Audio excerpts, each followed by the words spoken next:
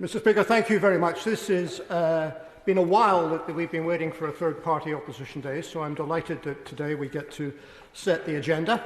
And the timing of this debate could not be more apposite. On the 6th of May, Scotland goes to the polls. There will be a general election to the Scottish Parliament, and the consequences of the outcome of that election could be profound, both for Scotland and indeed for the rest of the United Kingdom. So it is fitting that this Parliament gets an opportunity, perhaps the last opportunity, to debate what it thinks of that before the campaign starts, indeed before the election actually takes place.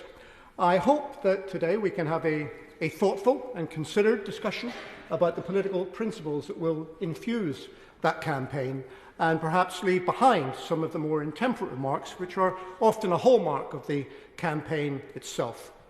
In order to understand what is happening in Scotland at the present time, we need to first start with two facts. The first is that Scotland is not a region of a unitary state seeking secession from it. It is, in fact, a country that has been in existence for many centuries, and indeed it is a nation which, by voluntary association, is part of a multinational state that we call the United Kingdom. The second fact is that in determining how that consent should be given, the people of Scotland are sovereign ultimately in making that decision. Now that claim to be sovereign has been around for, well, at least 8 centuries, but in the modern era it was codified in 1989 by the Scottish Constitutional Convention in a document called the Claim of Right for Scotland, which asserted that the people of Scotland have the right to determine the form of government best suited to their needs. Now, for a while, that claim, which underpinned the 20 years of policy and argument that was to follow, that claim was relatively uncontroversial. In fact, even in 2014, the Scottish Conservative Party issued a statement saying that whilst it didn't think the people of Scotland should vote for independence, they very much endorsed and agreed with their right to do so. Indeed, on the 18th of September 2014, the claim was put into practice, and there was a living experience of that right being exercised in the referendum on whether Scotland should become an independent country or not. Indeed, even after the referendum, in 2016, the Smith Commission noted that nothing in its report would preclude the people of Scotland voting to become an independent country in the future, and indeed, as late as 2018, which seems only a blink of an eye away, in this chamber we had a discussion on the claim of right where this Parliament and this House also reaffirmed its commitment to the principle. Now, I remember that debate, and I remember in particular the member for Edinburgh South's contribution, where he felt frustrated and aggrieved because his position was that whilst he agreed with the claim of right and supported it, he thought my party was acting in bad faith because the claim of right had been exercised at the referendum and we did not respect the result and the judgment of the people of Scotland in exercising their self-determination to remain in the United Kingdom. In fact, that is not true. We do very much respect the decision that was taken on the 18th of December 2014. And indeed, had it not been for the will of the people to do otherwise, that might have been the end of the matter for a very considerable period of time. Yeah. But the fact is that it wasn't. And the claim of right is not something that can exist on the day of the referendum and then cease to exist the day after. If it is a right, then it must exist for all time. It does not have a self-destruct mechanism within it. It is not something that can be invalidated simply by its exercise. I have an embarrassment of riches. I will take the gentleman on the back bench and then come to you, sir. I thank the Honourable Member for giving way. I wonder if, while he's recalling all of these different examples where people have discussed the claim of right, if he remembers in the 2014 referendum when the leader of his party said that it was a once-in-a-generation referendum. Well, all good things come to those who wait, Mr. Speaker, and I can assure you I will be dealing with the once-in-a-generation tagline later in my speech. So predictable. The question, if we talk about referendum and whether or not referenda should take place, the question will arise, who should make the decision? And if we believe in the will of the Scottish people to choose their own destiny, then the answer to that can only be that it should be the people of Scotland themselves who take a decision on whether or not they have another referendum. Now, I accept that there needs to be a debate about how do you gauge the opinion of the people of Scotland, by what democratic mechanism can they express their view. Well, in democratic societies, we quite often do that by using the electoral process and the process of voting. And in 2016, that is exactly what happened. My party went to the election in 2016, not, Mr. Speaker, saying there must be another referendum and we disrespect the decision that was taken 18 months forward, but we went to the polls saying it looks like things are beginning to happen in the UK which will change the whole nature of the options available to people, and there may be circumstances in which it would be legitimate and proper to go forward and reconsider that question again in a second referendum. That was the mandate that we were given by the people of Scotland in 2016. Now, that was 6 weeks before the Brexit vote in the UK, and no one could have anticipated what was going to unfurl in the years after that May 2016 general election in Scotland. What happened was that people in England voted by a small majority to leave the European Union, and in Scotland by a much larger majority to stay in the European Union. Overall, the vote was such that there was a narrow majority to leave, and the British government began the process, the tortuous process, of extricating the United Kingdom from the European Union. A process made all the more difficult and painful, I believe, by the decision of the government not to try and accommodate any of the wishes of the people on the losing side of the argument, and to seek the maximum possible dissociation from the European Union. And that is what happened, and we remember the agonising twists and turns in that process. And as 2018 moved into 2019 and we watched this process unfold, two things became quite clear, Mr. Speaker. The first is that the opinion of the people of Scotland in this matter was to be completely disregarded. And unlike in other parts of the United Kingdom, where there was an attempt to try and make the decision that was being implemented fit the aspirations of the people who lived there, there was no such attempt in Scotland. Certainly, I'll take it. But the fact remains that Brexit has happened, so an independent Scotland would have to apply to join the EU, leaving aside whether it would be wise for Scotland to replace a union with a country which is right next door to it, with a union with a country or a body which is hundreds of miles away. Why do you think that Spain, with its problems of Catalonia, would ever facilitate Scotland rejoining the EU? That's not the subject of today's debate, but it only takes a cursory reading of statements from European premiers to see that their mood has completely changed in terms of this debate, and they would welcome, many of them with open arms, a self-governing Scotland into the European Union. But we're getting ahead of ourselves, if you don't mind me saying so, because we haven't yet had the ability to take that decision. So, the Brexit process unfolded. Two things became clear. One was that Scotland's views would be disregarded, but an even more worrying thing was emerging as well, because we saw the British government begin to put in place mechanisms that would replace the jurisdiction of the European Union, which in themselves were centralising political power in this country and reducing the capacity and the competence of the devolved administrations in Holyrood and indeed in Cardiff. So it became clear by the end of 2019 that these two things were making a fundamentally different terrain on which the future of the United Kingdom and the future of Scotland within it should be judged. And it was the determination of the Scottish Parliament by a resolution at that time that the conditions set in the mandate of 2016 had indeed been met, and that that mandate should now be discharged. And therefore, the Scottish Parliament voted and applied to the British government for a Section 30 order to begin the process of having a further referendum. The response by the Prime Minister was fast and furious, and he dismissed it out of hand. And we were about, Mr. Speaker, to get into an argument about this when the world literally turned upside down, and a small microbe brought humanity almost to its knees. And as COVID-19 raced across the globe and brought many parts of our economy and society to its knees and ground to a halt, the Scottish Government, rightly in my view, took the decision to shelve any preparations or any plans it would have for a further referendum until that matter was dealt with. Had that not happened, had the pandemic not happened, we might well be having a very different discussion here today.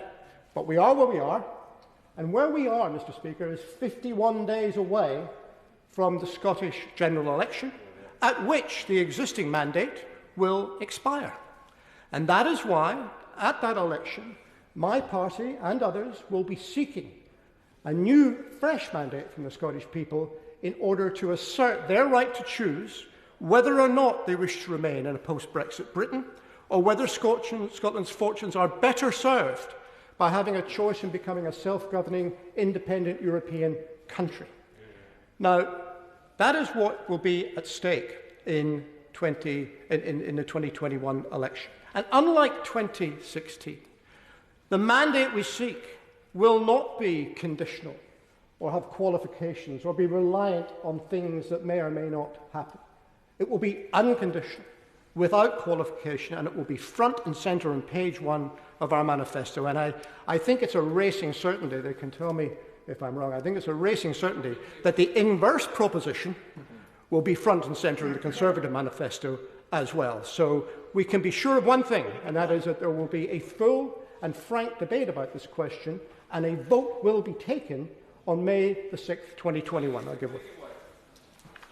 I'm very grateful to an honourable gentleman giving way. He obviously said page 1 will refer to independence. I wonder if page 2 will go back to what Nicola Sturgeon referred to as the focal point for her premiership, which was education, and whether or not we could have the OECD's review into the curriculum for excellence before the May elections rather than after, so the people of Scotland have on record the Scottish National Party's record on education since they took over in 2007. I am more than happy that the record of the Scottish Government should be judged by the people on May the 6th as well. Independence and the referendum is not the only thing we shall be voting on. But that is a government, an SNP government that's been in power now for 14 years. And what it does seems to go down rather well with the people of Scotland. And I very much look forward to their judgment on May the 6th on that question. If you don't mind, I think I'm... Okay, quickly, and then I'll have to make some progress. I thank the honourable member for giving way. He's seeking a new mandate. The honourable member's party is seeking a new mandate on the 6th of May. Therefore, if they don't get the majority that they're seeking, will he therefore rule out that the SNP won't try again to seek to provide a divisive second referendum? Mr. Speaker, everything we do is subject to the will of and endorsement by the people of Scotland. So obviously, if they don't want to take a particular course of action that we're recommending, that is what will not happen. And if the Conservatives win on May the 6th, I accept there will not be a referendum. I hope they will accept that if we win, there will be, and it will be legitimate for that to happen. Because we need to consider, I'm going to make some progress if you don't mind. We need to consider what this House, what this Chamber's response would be to that likely outcome. I don't take anything for granted. The campaign hasn't started, not a single vote has been cast, and I don't take anyone's vote for granted. We will be arguing right till 10 o'clock on polling day on this.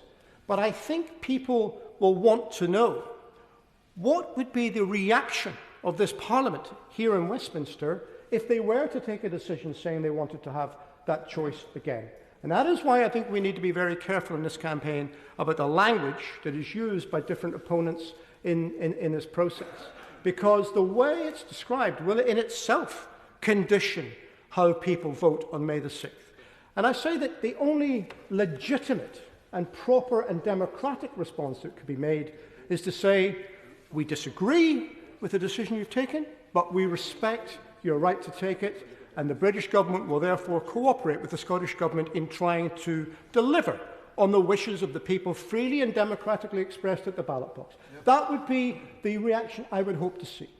The only possible other responses are to say either that process of the election is not a sufficient democratic event to allow the choice of the people to be gauged, and therefore we won't accept it, in which case Those making that argument have to say what would be the mechanism by which people can resolve to go forward in this matter, or they have to say, well, it doesn't matter what the result was because we don't respect that that's a decision for you to make. And in doing that, that would be rejecting the claim of right, that would be rejecting the right of people in Scotland to make a choice, and it would take us into uncharted territory, because that would move the United Kingdom from being a multinational state built on the cooperation and consent of the people who live in its component parts to being a state based on coercion of people throughout its borders in order to comply with things, even if they disagree with it. And that would be a completely different territory to go to. I'm going to make this the last one because I'm going to have to get on. Gentleman for giving way, and I'm quite surprised that actually he hasn't mentioned independence polls, because he used to like to do that, especially when today shows that 57% of people would vote against separation. Could he just elaborate to this House why he thinks and what he attributes the change of mind from the Scottish people to? I didn't mention polls because I would have thought it's too obvious, isn't it? I mean, we had 22 polls in a row that gave a majority support for independence. So I think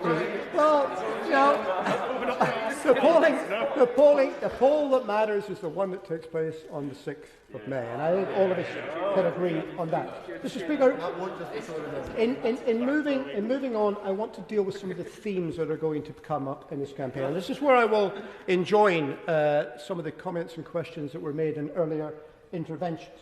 So the first. Let me deal with this question of once in a generation, this mantra. The Prime Minister has repeated this ad nauseum over the last 12 months. And sometimes, in some of the iterations in which he speaks, you would think that those words were on the ballot paper on the 18th of September 2014. I accept that the phrase once in a generation was part of the debate, but let us at least be honest with each other about the context in which that was said. It was said invariably by those who were proposing a yes vote for independence as a caution to their supporters that they might not get another chance.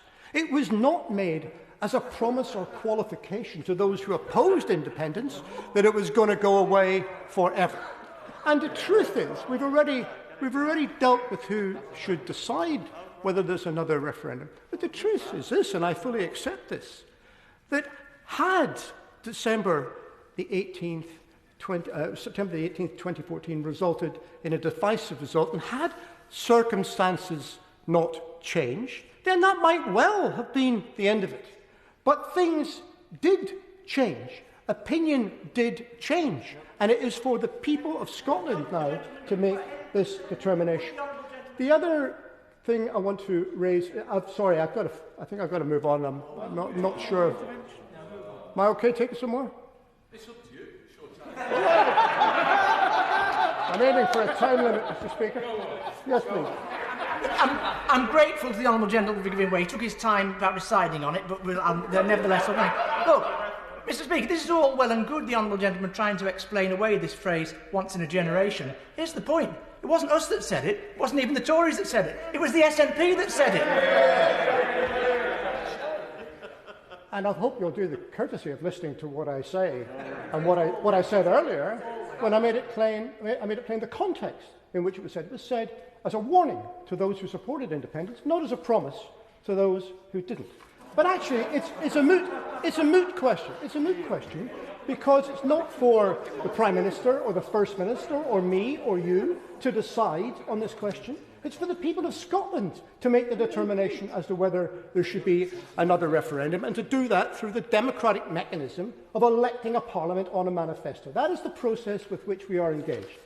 Mr. Speaker, I've already heard the word separatist raised in intervention, so I also want to deal with this, because much of what we're going to hear in the coming months will be about the long arms of the union and how we mustn't turn our back. And this word separatist is used as a dysphemism to suggest that people like myself are somehow insular, self-serving, want to turn our backs on people of England, are not interested in cooperation, are not interested in working together across Britain. Mr. Speaker, it is a lie. It is simply a lie. Nothing could be further from the truth. Getting independence for Scotland is about Scotland having the political capacity to engage with others. It will be the means not of the separation of the Scottish people, but of their involvement across this island, across this continent, and indeed across the world. And also, Mr. Speaker, let me turn to the, in my final few moments, let me turn to the substance of the amendment. Because the amendment is quite interesting, isn't it? I talked earlier about there appeared to be a consensus around the idea of the claim of right. So a better amendment might have been to leave the existing text, which was drafted in an attempt not to divide the House, but to leave the existing text and then insert the word, however we believe that now is not the time, or whatever. But instead, it doesn't do that. It deletes all of it, including the assertion of the claim of right. And I invite the Conservatives in this debate to make it clear whether or not they still do believe that in the final resolve it should be for the people of Scotland to determine their own constitutional future or not. I won't take an intervention because they'll be speaking very, very shortly. But the whole premise of this amendment is to say that it is impossible to consider these matters now because of the pandemic which we are all facing and because of the misery and concern that has caused, and that it would be a distraction. Well, let's be entirely clear about this. No one, and I mean no one, is suggesting that we have a referendum campaign during the pandemic. We will have to have it. We will have to have it. I tell you now, no one is suggesting that. We will have to have that put behind us and be moving into a recovery phase before that can happen. I'm sorry. Quickly then. Interested to what the honourable gentleman said, because his leader, the Right Honourable Member for Roscommon Lochaber, has said an independence referendum could be held this year. The Scottish National Party have put aside £600,000 of party funds to fight a referendum campaign this year. Are they wrong, or is the honourable gentleman wrong? If it's possible to have it later this year because the pandemic is over and we have moved beyond it, then I would welcome that. I don't speculate on whether it's the end of this year or the beginning of next year. The principle I'm advocating is that we will not be launching or fighting a referendum campaign whilst the pandemic is still extant and whilst we have the restrictions, the social restrictions on people that are mandated by the public health emergency. That is a fact. And I'll tell you, for no other reason, I don't want to ask people in Scotland about their future through the medium of a computer screen. I want people to be engaged in this debate as friends and as strangers in workplaces, in pubs, in parks. I want them talking about this energised in the way that they were in 2014. And that is not possible by having some sort of mega Zoom meeting to try and conduct this debate. So yes, we will be having the referendum campaign once we have dealt with the pandemic and are moving into the recovery phase. But here's the final point. Because as we go into the recovery phase, everyone should understand this, that far from the debate about a referendum or independence being a diversion from dealing with the pandemic and recovering from it, far from that, the process by which we are governed and the type of country we build and develop post-COVID are intimately linked. They are two sides of the same coin. If we want to see in Scotland a sustainable, green, resilient economy which delivers for the communities of Scotland, then we will need the powers and capacity of independence to be able to marshal and direct the country's capital to that end. If we want to have a better society with a system of obligation and reward that is rooted in human decency and to see the eradication of poverty in Scotland, then the agency that comes with independence will be critical in delivering that end. And if we want to see Scotland play its full role in the world and take a seat at the top table of nations, where we can argue enlightened opinions, whether it comes from how we treat refugees in the world to how we eradicate nuclear weapons from our shores, then that will require the political capacity of independence. Sorry, I'm finishing. That will require the political capacity of independence. So, Mr. Speaker, these things are intimately linked. It's not a matter of do you postpone a discussion on whether you have an independence referendum in order till you get to the recovery phase. We know the mood music of the UK government. The Chancellor hasn't got a detailed plan yet, but we already know that he thinks the people who are going to pay for COVID should be the public services of the United Kingdom and those who work in them. And we are anticipating another austerity programme coming in the autumn. Well, the people of Scotland don't have to follow that lead. They have the opportunity on May the 6th to vote for the right to choose a better future. And after this long, tragic, miserable year of dealing with COVID-19, I think that provides hope on the horizon which people will respond to and people will vote for. And this House will need to get used to the idea.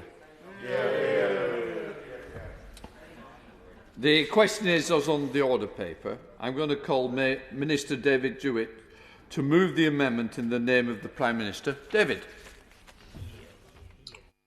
Thank you, Mr. Speaker. And I'm grateful to be able to speak at this Opposition Day debate today, and I beg to move the amendment in the name of the Prime Minister. My ministerial colleague will be closing the debate for the government later, and I look forward to hearing his response to the many backbench contributions today. I'm pleased to be able to respond to this motion, as it is important to set out why the Honourable Member and his party's focus on divisive debates about separation is irresponsible. We're currently recovering from the worst public health crisis in a century, the deepest recession in our history, and the people of Scotland voted decisively in 2014 to remain part of the United Kingdom. That is the context to this debate. The people of our United Kingdom want and expect us to focus on fighting COVID-19. They rightly expect us to focus on protecting jobs with furlough payments, on ensuring our children can catch up on their missed education, and finding jobs for our young people. They expect us to focus on building back better and building back greener. The people of Scotland rightly expect their two governments to work together to deliver these priorities. Yet, in the middle of this, the SNP has tabled this motion for an Opposition Day debate, not to discuss what more we can do to work constructively together to drive our recovery from COVID-19, but instead to promote separation and the pursuit of another divisive and damaging referendum on independence. The motion does not focus on anything practical or suggest solutions to the real challenges facing people at the moment. It does not propose ideas for how we can work together to deliver better outcomes for all citizens and businesses across Scotland and the rest of the United Kingdom. And we've already seen that with the UK pulling together, we can progress quickly on the road to recovery. Take our vaccine programme, which is our path out of lockdown and to more normal times, normal lives. We have vaccines pioneered in the UK, trialled in the UK and made across the UK, including in Scotland, to protect the people of the UK and the world. In this team effort, the UK government has bought the vaccines, is making sure that every part of the UK gets their fair share. The British Armed Forces are helping to establish new vaccine centres right across Scotland, and they are helping to vaccinate people. Our collaboration means that around 2 million people have already been vaccinated in Scotland. We're collaborating on testing too. We're providing sites across Scotland, including 7 drive-through testing centres, 33 walk-in centres, over 20 mobile testing units and a lighthouse laboratory in Glasgow. Overall, the United Kingdom government has provided around 60% of all the tests in Scotland. And alongside that, the UK government continues to drive forward its ambitious programme for economic growth. The Chancellor's budget earlier this month demonstrated this government's commitment to operating on a truly UK-wide basis, from extending the furlough and self-employment schemes and the Levelling Up Fund, benefiting citizens and businesses right across the country. We're boosting funding for all communities in all parts of the UK, with a £200 million fund to invest in local areas ahead of launching the UK Shared Prosperity Fund in 2022. This fund will help to level up and create opportunities across the UK in places most in need, such as former industrial areas, deprived towns and rural coastal communities, as well as for people who face labour market barriers. Our ability to do this is underpinned by the UK Internal Market Act, passed in this place at the end of last year. The Act guarantees UK companies can trade unhindered in every part of the UK, protecting jobs and livelihoods across this country. The financial assistance power taken through the Act covers infrastructure, economic development, culture, sport, and will support educational and training activities and exchanges both within the UK and internationally. As well as allowing the UK government to deliver the UK Shared Prosperity Fund, the power will also be used to deliver the new Turing scheme for students across the UK to study and work, not just in Europe, but around the world.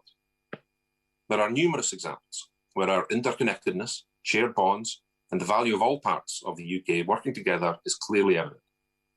The Union Connectivity Review, for example, is looking at how we better connect the different parts of the UK to boost our economy. We'll be bringing at least one free port to Scotland, and this is on top of the 1.5 billion we are currently investing in city and region growth deals all across Scotland, in every region of Scotland. And just yesterday, the Integrated Review was published. This sets out the Prime Minister's vision for the UK in 2030, a stronger, more secure, prosperous and resilient United Kingdom, a problem-solving and burden-sharing nation with a global perspective. Scottish capabilities in defence, space, cyber, maritime industries, and many others contribute immensely to the security of our shared nation. Furthermore, the Prime Minister recently set out his ambitious 10-point plan for a green industrial revolution, an innovative and ambitious programme of job creation that will support levelling up and up to 250,000 jobs. The plan will mobilise £12 billion of UK government investment across green energy, nature and innovation technologies across the country in areas such as carbon capture, utilisation and storage, hydrogen, offshore wind. And I personally expect Scotland to benefit hugely from this, becoming a global centre for excellence for energy transition. Across the whole United Kingdom, there is far more that unites us than divides us. So we should be here today, using the time constructively to debate how we can best lead the recovery of our economy and our communities. We should be talking about building up, not breaking up our country. People across the United Kingdom want to see us working in partnership to tackle the pandemic and driving the recovery we all need. That remains the top priority of the United Kingdom government. It should be the SNP and the Scottish Government's top priority too. Thank you. The original question was as on the order paper, since when an amendment has been proposed as on the order paper, the question is that the original words stand part of the question. I now call the Shadow Secretary of State, Ian Murray. Thank you very much, Mr. Speaker, and a very happy St Patrick's Day to you and everyone in the House.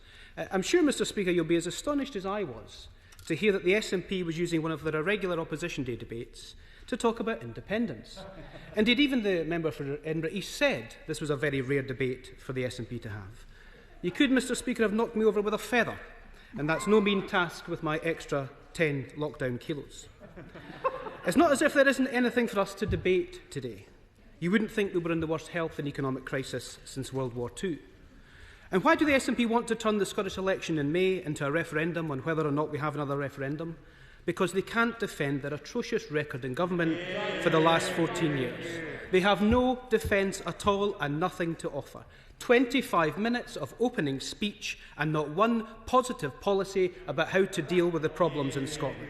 And the sheer arrogance of the SNP to make assumptions about the election result without a single cross being put in a single ballot box anywhere in Scotland. And you heard it today. You no longer hear the cry of 22 polls in a row in favour of separation, when it is now 4 in a row in favour of staying part of the United Kingdom. The one today being 57% to 43%. They are being found out. We could have been debating all sorts of major issues today, Mr. Speaker.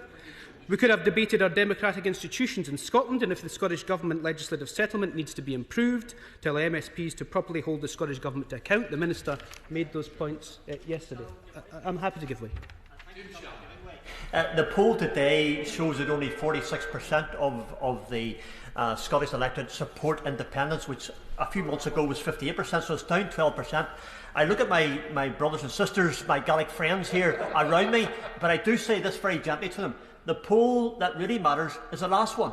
And does the honourable gentleman feel that the reason why that has happened is, in part, is due to the fact of the COVID and the coronavirus vaccine rollout? It's to everyone has been expressed across the whole of the United Kingdom of Great Britain and Northern Ireland that together we are better. Does he agree?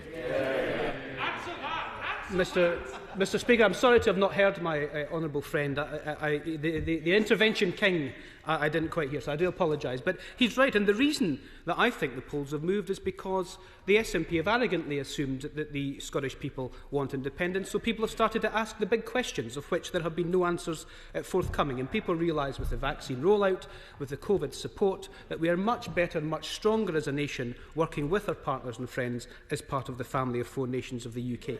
But I'll give way.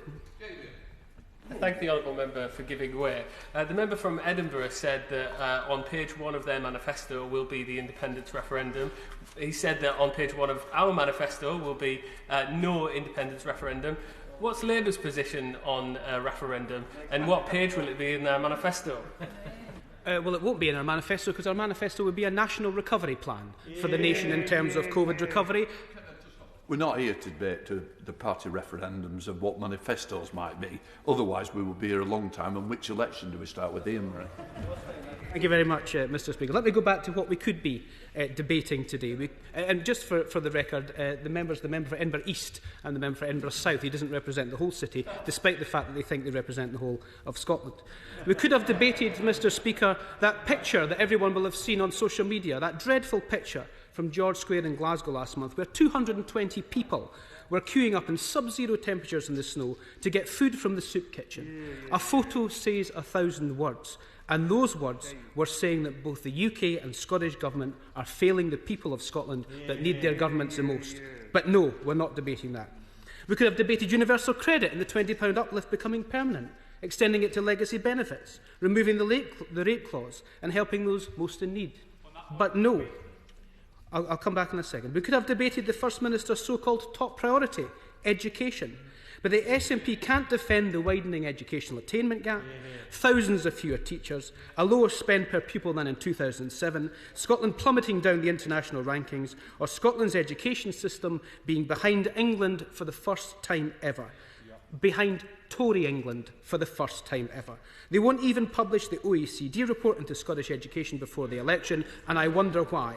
We could have debated education and our children's future, but no. We could have debated why, even before COVID, the SNP Scottish Government hadn't met their own legal NHS waiting times targets since 2012. They've broken their own law 360,000 times in the process. But no. How about international issues? We could have debated the atrocities in the coup in Myanmar, the worst humanitarian disaster the world has ever seen in Yemen, or Scotland's wonderful partnership with Malami. But no. We could have debated how Scottish businesses recover from COVID and how we can support those sectors in hospitality, tourism and culture that will take the longest to recover and have been hardest hit. What about the 3 million excluded from any government support? We could have debated that. But no. We could have debated how the Scottish taxpayer is on the hook for over £500 million to fund a 25-year guarantee for a failing business that owned an aluminium smelter and a hydropower plant in Scotland. But no. We could have debated the Audit Scotland report last month that says there are billions of pounds of COVID support funds unspent by the Scottish Government and audited what they're spending them on. But no. We could have been having a debate about COP26 and climate change. But no. We could have celebrated the success of the vaccine rollout, all nations of the UK working together with our wonderful science and research and development. But no. We could have even debated how the Tories are a bigger threat to the Union than any nationalists. They got us into this mess by playing fast and loose with the UK Constitution in the first place, bringing us Brexit, English votes for English laws, cronyism, wasting £37 billion on test and trace, and how they have nothing to offer Scotland but waving their own flag. But no. We could even have debated how to eradicate child poverty, Madam Deputy Speaker. But no. The SNP used their precious parliamentary time to debate another referendum. Quell, surprise. And surely if the SNP want to turn the election in May into a referendum on having another referendum, then they could at least put their cards on the table and be straight with the Scottish people. Even the honourable gentleman for Edinburgh East in his introduction said on several occasions during his speech, let's be honest with each other. So let's today make this a great opportunity for them to use their speeches to tell us what their separation proposition means. Let's be honest with each other. On EU accession, how, when, why, how will you meet the criteria? On borders, will it be determined by the trade and cooperation agreement that has just been signed between the UK and the EU, because the Health Secretary said on Question Time 2 weeks ago that it wouldn't. Happy to give way. I thank the Honourable Gentleman for giving way. All of these questions will be discussed and decided upon if and when we get to a referendum campaign and a referendum vote. What is at stake on May the 6th is who should make the decision on whether that process happens, whether people in Scotland have the right to even choose to make that consideration. That is a different matter. What is your view on that? When I pose the challenge to the Honourable Gentleman, let's be honest with each other, the answer comes no. What is at stake at the elections on the 6th of May is how Scotland recovers from the worst health and economic crisis since the Second World War, and to plunge the country into another divisive independence referendum debate while people are more worried about their lives, their livelihoods and the health of their friends and their family is absolutely deplorable. On oil price, I have to give way to my honourable friend and I'll come back to you. I'm very grateful to him for giving way, and he's making a characteristically excellent speech. Can I just say that what he's saying about the timing of the referendum is something that polling is clear about. Whilst the polling's moved up and down on the subject of whether there should be independence, polling is absolutely clear that even the majority of those who are in favour of independence don't think that we should have a referendum right now. So what are those people supposed to do when they know, when they go and vote in May? If they vote for the Scottish National Party, they'll be seen as having endorsed a referendum that they themselves don't think should happen right now. My honourable friend hits the nail on the head, because the priorities of the Scottish people are health, education, COVID recovery, the economy, jobs, their livelihoods. That is what's important to the Scottish people, and poll after poll after poll shows that. Let's be honest with each other, Madam Deputy Speaker. On the oil price, $114 a barrel was underpinning the entire Scottish economy. It's been less than half of that since the last referendum. On deficits, in debt, how will they be dealt with? On pensions, there is SNP candidates in constituencies up and down Scotland delivering leaflets promising pensioners they will double the state pension. Let's be honest with each other. And how would they work with the rest of the UK with regards to the EU? I'll come back, because I said I would. Well, for a start, if we're going to be honest, it's quite clear we don't have people out delivering leaflets right now due to the COVID restrictions. But if we're talking about honesty, well, to answer the question, if the voters vote for parties that have got a referendum in their manifesto, should that referendum happen to reflect the will of the Scottish people? Give us an honest answer. I'll be honest with the honourable gentleman. The leaflet was delivered in Dumbarton and was posted on social media by the person who delivered it. So that is, let's be honest with each other. And let me just say to the honourable gentleman, I am very much in the same place as Sir John Curtis. You can't extrapolate a single issue from a general election, and I think it's disingenuous to suggest that we should turn this major election, the most important, I think, in Scotland's devolution history, into whether or not we should have a referendum on another referendum. And let me, Madam Deputy Speaker, let me make a little bit of progress, if I may. Let me go to the biggest issue of all, currency. We've heard the same old arguments from the SNP time and time again, so perhaps they can tell us something new. Let's be honest with each other. What on earth would the people be voting for? Take this issue of currency, and let me say, if any of the SNP members want to intervene on me and tell me what the answer is, I'll give them the floor for as long as they like. Because the member for Ross, Skye and Lochaber, the leader of the SNP in this House, promotes sterlingisation. He says people shouldn't worry, we'll keep using the pound until such times as 6 tests are met, however long that would be. The member for the Western Isles tells us we'll only keep the pound for a few months. The SNP's deputy leader, Keith Brown, says we'll keep the pound for less than 5 years. The head of the SNP's Growth Commission, a former SNP Finance Minister, Andrew Wilson, says it could be a decade before we give up the pound. Does any SNP member want to tell us exactly how long we'll keep the pound? Is it a few months? Is it 5 years? Is it 10 years? Is it indefinitely? Will we keep it at all? Let's just be honest with each other if you want to turn this debate into a referendum on whether or not we have a referendum. Happy to give way. The honourable gentleman for giving way, and he's making an excellent case on the lack of clarity from the Scottish National Party. But what he needs to be clear on to the Scottish people when he goes to the polls on May the 6th is whether his party backs a referendum or not. We've been honest, they've been honest about what they want. Will he now be honest and say what his position is? The question is no. On to interest rates, Madam Deputy Speaker. And the Conservatives do this all the time, Madam Deputy Speaker. They deliberately misinterpret the Scottish Labour Party's policy in order to feather their own electoral nest. That is why they're putting the Union at risk and why they're a bigger threat to the UK than any nationalists. Let me turn to the interest rate question, Madam Deputy Speaker. And for as long as we don't have our own currency, the member for Glasgow East, who's in the chamber, somehow thinks we will still have monetary and interest rate policy. But his own SNP Minister for Energy, Paul White, Wheelhouse MSP, says without a central bank or lender of last resort, we'd have to take whatever interest rates were set. Can any SNP member intervene and tell us who's right, the member for Glasgow East or the Scottish Government Minister? That leads us to exchange rates. Let's try another one.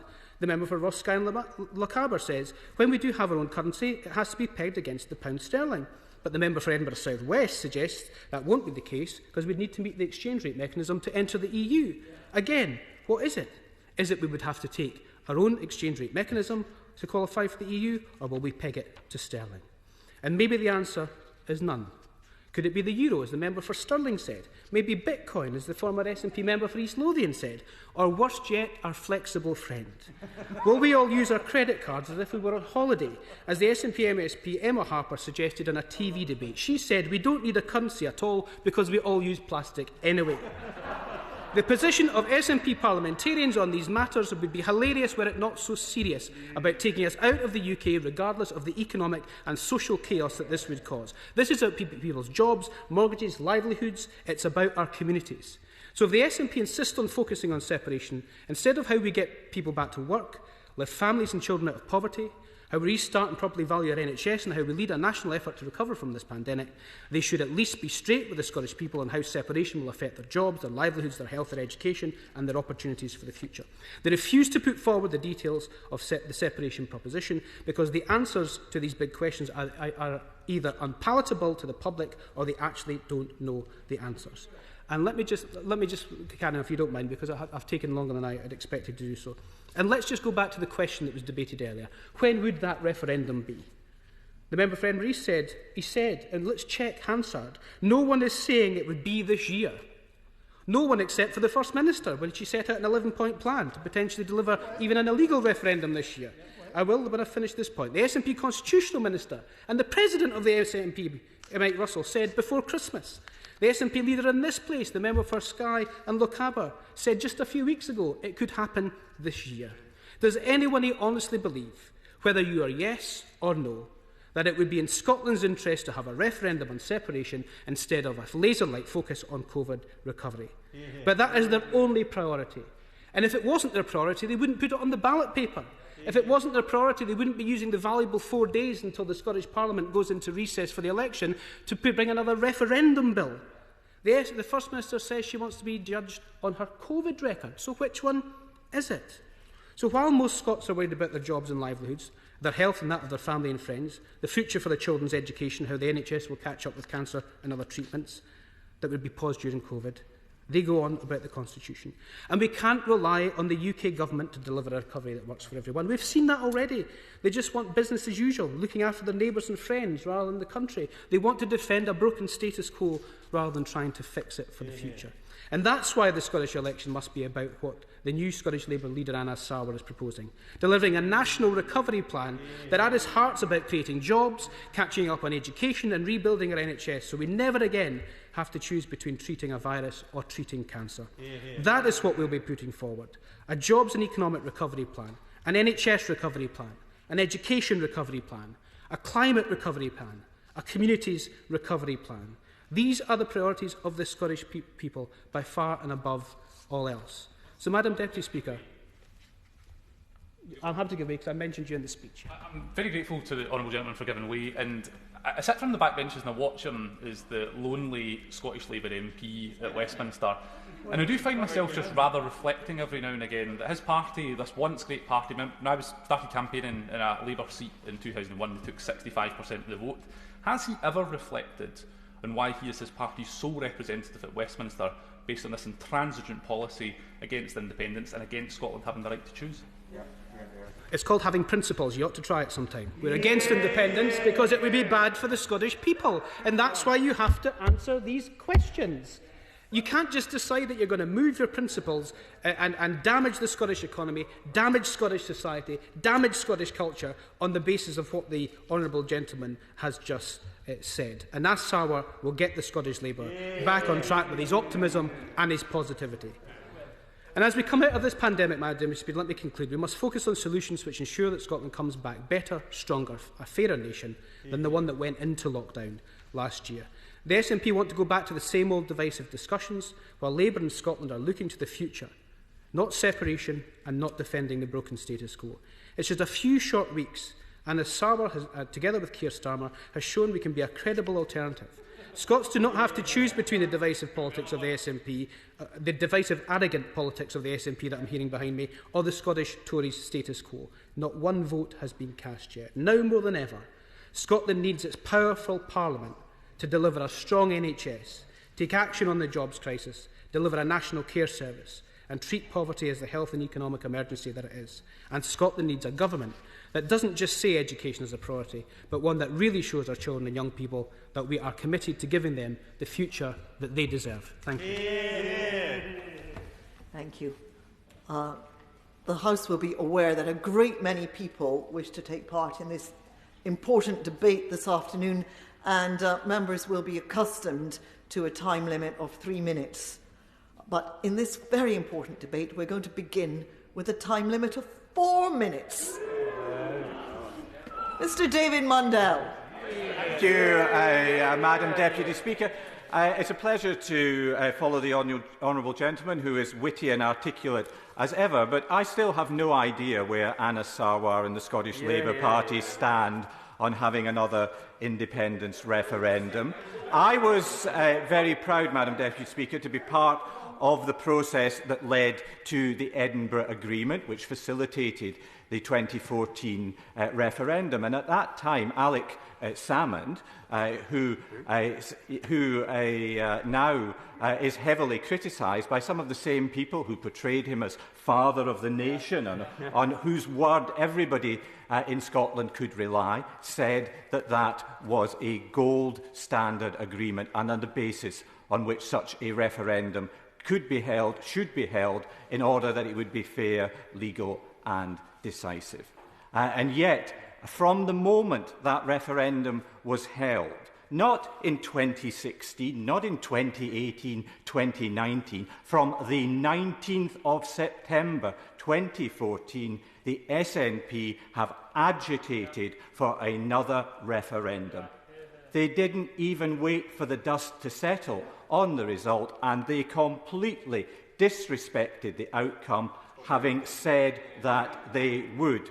And in each of the previous elections that we've had since 2014, they have sought to downplay independence. Actually, in the 2016 Scottish Parliament election, in a television debate, Nicola Sturgeon said there was no prospect of a referendum. In the 2019 general election, my own SNP opponent said, this isn't about independence at all. Nothing to do with independence, it's about Brexit. That's what it's about. Yet each time, from the moment the polls close, every vote cast is portrayed as a vote for independence. So I do welcome the fact that the SNP have registered with the Electoral Commission the slogans 2 votes for the SNP for IndyRef, or SNP for IndyRef, because people will understand, I hope, and I hope it will be on page 1 in big writing in the manifesto, not hidden away on page 16 as some sub-clause, as the changing circumstances caveat was. Indeed. I thank the honourable gentleman for giving way. And I'm listening very carefully, and I've heard a number of members saying this, and it's the whole, every vote cast is a vote for independence. But we did not accept that in the literature that's produced by his party and distributed in any given election at any given level of government in Scotland, the vote Conservative to say no to IndyRef is doing exactly the same thing. That is suggesting that every vote for the Conservative Party is in fact a vote against a referendum. What we're suggesting as we go into this election under the leadership of the honourable member for Murray is that there is an alternative to this obsession about independence. It doesn't all have to be about independence. And actually, despite what the member for Edinburgh East said, Madam Deputy Speaker, Scottish Parliament time has been devoted to an independence referendum. There's been a bill in the Parliament during the period of COVID. It hasn't been a focus entirely on COVID, because the independence issue has always been there. And we hear today that the once-in-a-generation claim, well, that was only for SNP supporters in order to make sure that they got down to the polling station. It couldn't be relied on. And we hear that Mike Russell's pronouncements that we'll have a referendum by Christmas. The honourable member for Skye and Lochaber's pronouncements will have a referendum this year. They can't be relied on. Well, what can't be relied on, Madam Deputy Speaker, by the people of Scotland is that the SNP won't press ahead with a referendum regardless. Because we've heard now that they are the people who will determine what people in Scotland think. What arrogance! It's the SNP who decide. It's not about elections. It's about the SNP will decide what the people of Scotland think, and if they determine that the people of Scotland are in favour of a referendum, then they're willing to press ahead with one regardless. And several leading members of the SNP have said that, and I look forward particularly to the contribution from the member from Edinburgh South West, who's a particular proponent on that. I agree with the honourable member for Edinburgh South. This election is very important. It's very important on the 6th of May that we get Scotland focused on coming out of this pandemic, on a plan for recovery, of which none currently exists in Scotland. We have a plan for an independence referendum. We have no plan for recovery. And the only way that people can achieve that, the only realistic way, is to use both votes on the 6th of May for the Scottish Conservative and Unionist Party. We want to end division. No referendum. Let's rebuild Scotland. We now go by video link to Tony Lloyd. And thank you, Madam Deputy Speaker, and a happy St Patrick's Day to you too. Can I begin by making this point, that from the Greater Manchester to London is roughly the same distance as that to Edinburgh or Glasgow, and yet the travel time by train is considerably more, almost half as much again, to those two great Scottish cities than to London. That, I think, is indicative of a problem that's facing the north of England and faced in Scotland. The failure of governments of different descriptions, but in particular this Conservative-led government over the last 10 years, to address the needs of every part of this island of ours, nations and regions. And I empathise with that sense in Scotland of resentment of a government which ignores the needs of so many people, because that's exactly how many people in the north of England feel as well. But we have more in common than simply a matter of empathy there. There was a time when Northern MPs would have worked very hard with Scottish Labour MPs to challenge a Conservative government under a Labour government to work together to bring about the solutions that both Scotland and the North needs. But we don't see that now, when the motive of the Scottish Nationalist members of Parliament is to talk up independence at the expense of the major issues, things like now universal credit, job creation, investment in our industries, in our services, in our children, in their education and training. Those things we had in common, but we've got more in common than that. You know, I grew up in a city region where the influence of Scots wasn't a romantic one, it was real, it was there as a young man at school, children from Scottish families. People I met during my early working life in industry, engineers, printers, people who'd come down in the teaching profession, in our universities as academics, and people who worked together in different areas. I worked very closely with many Scots in our trade union movement. Very valuable and important was their contribution, because their attitude was something very similar. And of course, in politics, my party has always had, in Greater Manchester, across the north of England, many, many Scots who played a role. I can't think of a time, actually, when there wasn't a Scottish member of Parliament. So we now have the honourable member for Stretford Ernston. But there's always been Scottish members of Parliament in Greater Manchester, including my son, the now late Jim Dobbin, who was the member of Parliament for Hayward and Middleton. Now, that mattered, because they had very similar values. Unlike actually one home counties-based Conservative, I won't name that person, some many years back, who travelled up to the north, who said to me, "Oh, I love coming to the north, Tony. it's so terribly real up there. Well, it was very real for me because I grew up there and have always lived there. Well, most of my life lived there. The Scots understood that. They were our partners because they shared those values. And that matters because that's why, even in this time now, 60% of Scotland's trade is with England. That matters enormously because, in the end, take away the importance of London, and the north of England and Scotland trade with each other. And if we were to see Scotland in the European Union, that would devastate the trade between Scotland and the north of England. It would be crippling for both sides of that. Now, that does matter because it's jobs, it's the future, and that matters. But, Madam Deputy Speaker, there is an answer, and that is to work together essentially for the devolved Britain that I want to see. Power, yes, for the Scottish Parliament, but power as well for the north of England, the northwest, the northeast Yorkshire and Humberside. That different constitutional settlement actually can allow us to work together. That is the real answer to the problems of Scotland and the northwest of England. Thank you. John Lavant. Debating time in the House of Commons is a precious commodity. It's an opportunity to raise important matters for our nation, of international concern, and crucially for the people that we all represent. Now, as one of the political parties in this place, the Scottish National Party are in a privileged position of having debating time when they decide what to debate and the issues that they want to promote.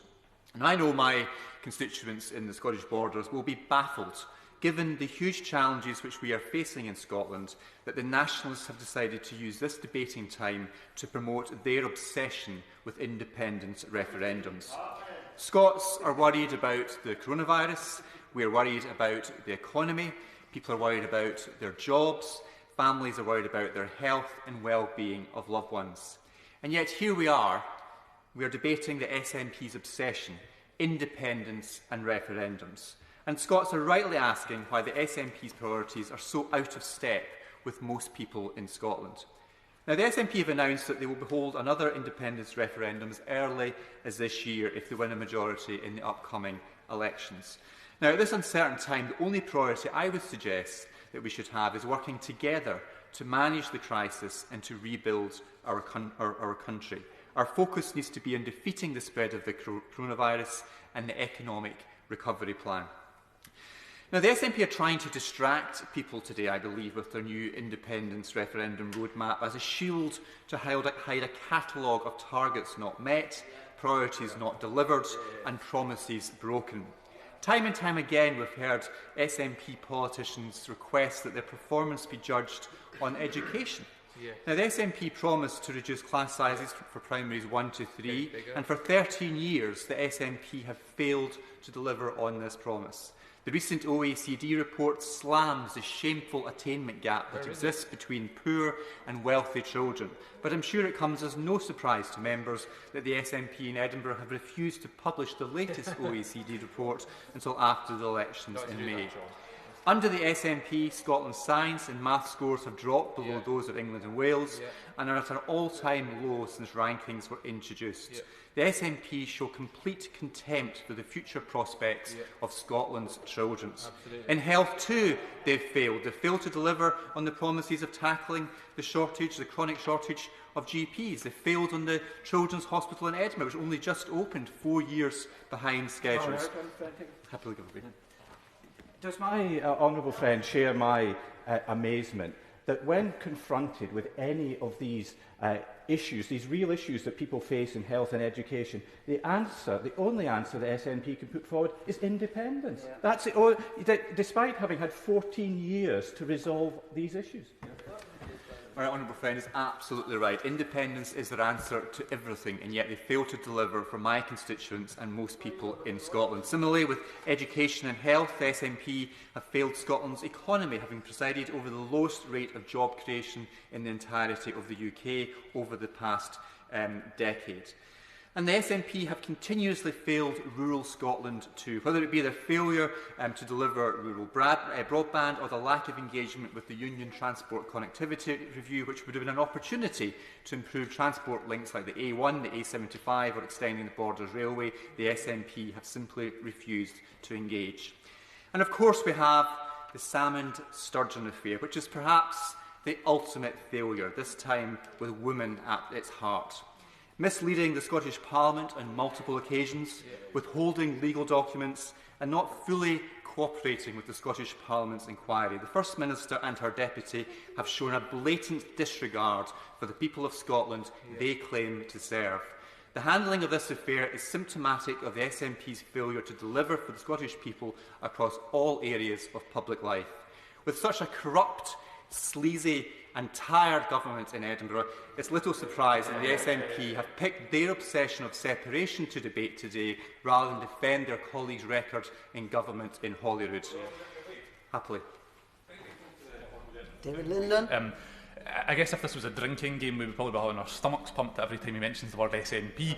But the point I want to ask the Honourable Gentleman is, he reflects a lot about the SNP talking about independence. Actually, any of the leaflets that I received from the Scottish Conservatives only talk about independance. He talks about party leaders. Will he be inviting the Right Honourable Gentleman from Uxbridge and South Ruislip to come and campaign in the upcoming election?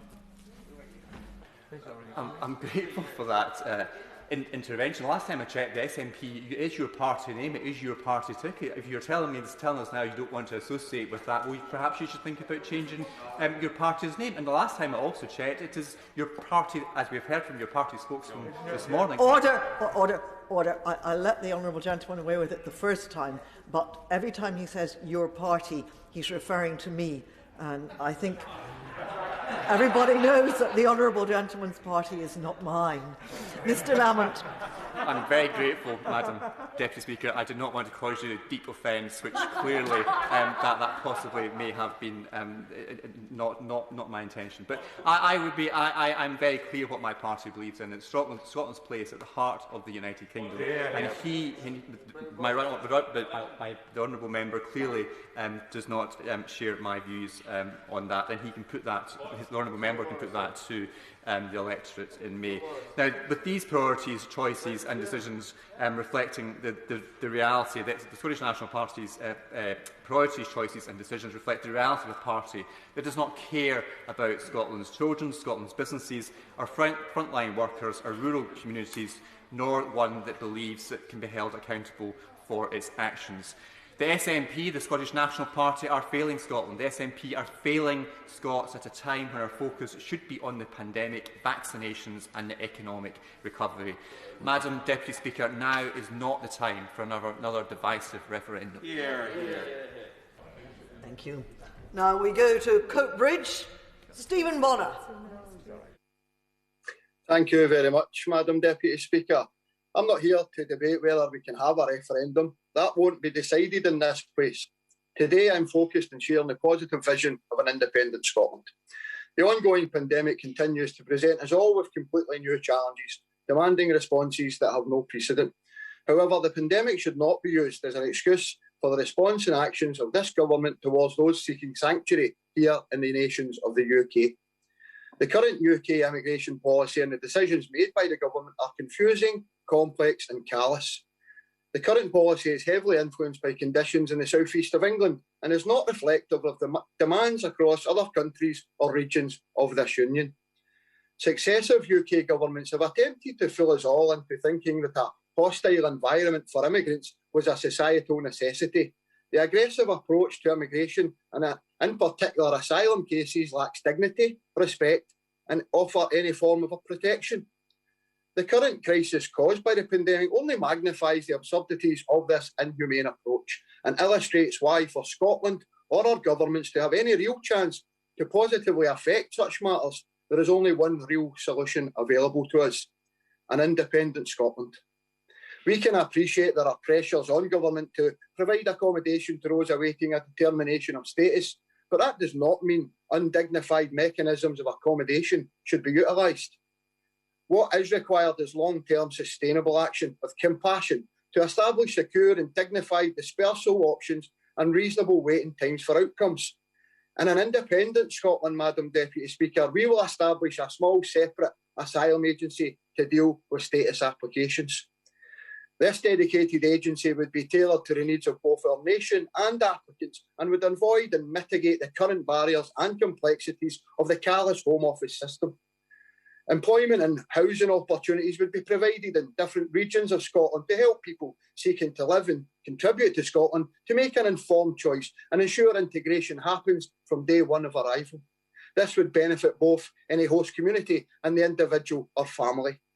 We will build a system that reflects the outlook of our nation.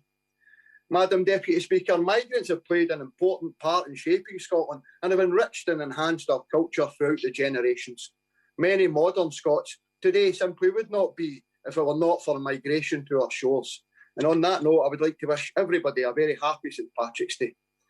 A new and an independent Scotland would have an inclusive approach to citizenship and a humane approach to asylum and refuge, sensitive and respectful of the needs of those with a desire to call Scotland home. An independent Scotland would work constructively with other nations, local authorities and support agencies to secure appropriate means of sustainable and integrated residence within local communities. An independent Scotland would under no circumstance use crammed, unhygienic military barracks as accommodation for those fleeing persecution. The Court of Appeal Judge Sir Stephen Irwin said in a speech back in 2018 that the UK's immigration rules were, quote, something of a disgrace. 3 years on from that speech, nothing has changed. The UK should be protecting those who have arrived seeking safety from violence or persecution. That it does not, Madam Deputy Speaker, is wrong, insensitive and not in our name. There is another way, and an independent Scotland will lead that way. Thank you. Now we go to Alberto Costa. Thank you, Madam Deputy Speaker. Devolution is about giving as much power to local communities across Britain as possible, from the Northern Ireland Assembly to the Welsh Assembly, to the mayors of London, the West Midlands and Manchester. Devolution works at its best when local communities decide on local democratic representation, whilst comforted by the protection given by the enormous strength of the whole peoples of the UK acting as one. But something has gone wrong. After 14 long years of nationalist government focused exclusively on their narrow separatist agenda and the breakup of Britain, anything that stands in its way, anyone that stands in their way, including what is in the best interests of the people of Scotland, is crushed. The separatists today had a golden opportunity to highlight the real issues that affect the people of Scotland and the whole UK. Today, they could have talked about the welcome strength of working together in the production and rollout of the vaccination programme, the biggest health task this country has ever undertaken. Today, they could have talked about the strength of the Scottish people, the English people, the Welsh people and Northern Irish people pooling our taxes together to benefit all of us, including those who are in receipt of the support of furlough payments, only possible because of the size and strength of Britain. Today, they could have talked about the new integrated review announced by the PM only yesterday and how Scotland can best work with countries across the world in trade and commerce. Today, they could have talked about the importance of the defence sector in Scotland, which has built the UK's largest flagships, which will help defend and protect fragile democracies around the world. No. Instead, they want to bang the tired drum of separatism, division, anger, gripe, divorce. These are the words that best describe the nationalists. But I want to look at the performance of the Nats in Holyrood. The Nats promised that they would reduce class sizes in primary 1, 2 and 3 to 18 pupils or less, and have failed to deliver. Scotland's maths and science scores are now at record lows. The reading score is lower than levels seen in 2000.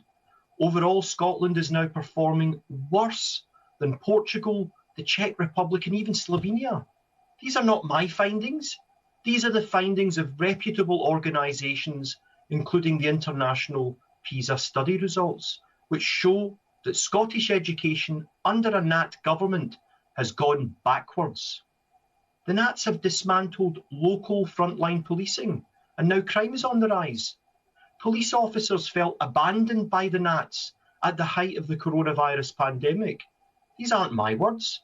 but the words of the Scottish Police Federation Chair, Callum Steele, who said, "There is an increasing sense among members that the government have abandoned the police service in the midst of this crisis."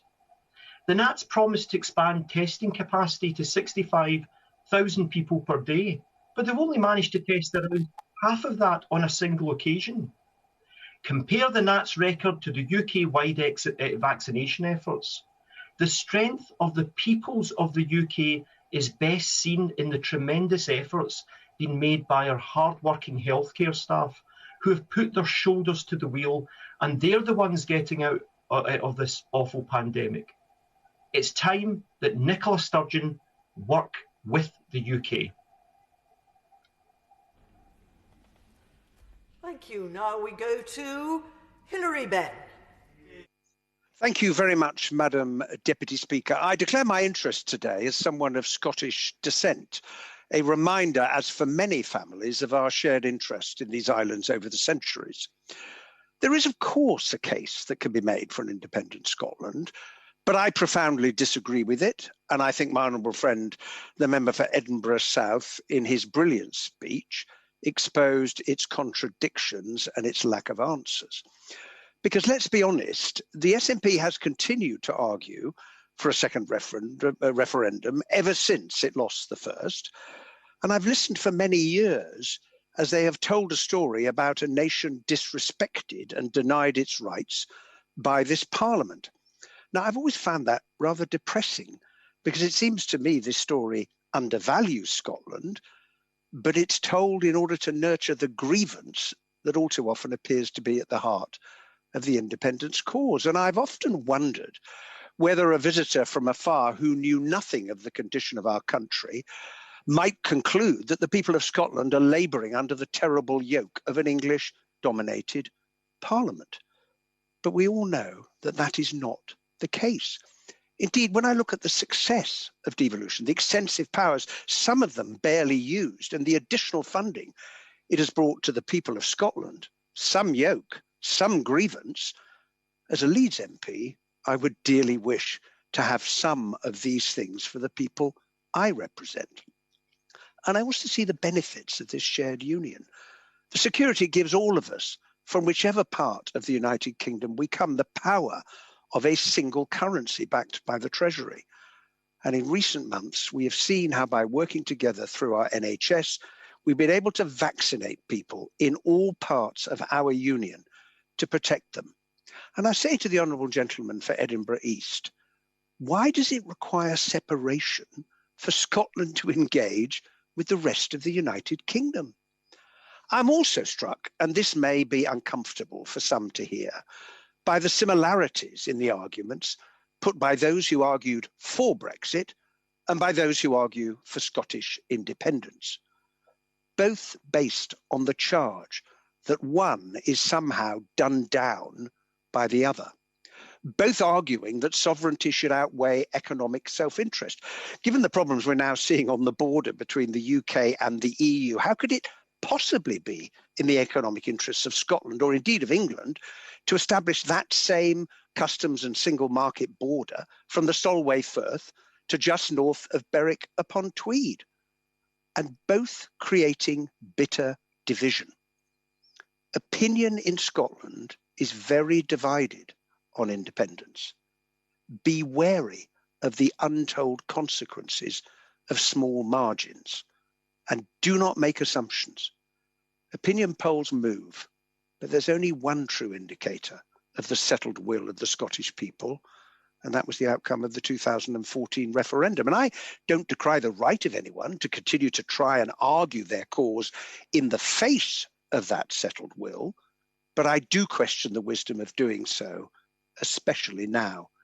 We together face unprecedented challenges, a pandemic, an economic crisis, the threat of dangerous climate change, and I believe that we can and we will best respond to them, not by separation, but as one country, one union, one United Kingdom. Thank you very much, Madam Deputy Speaker.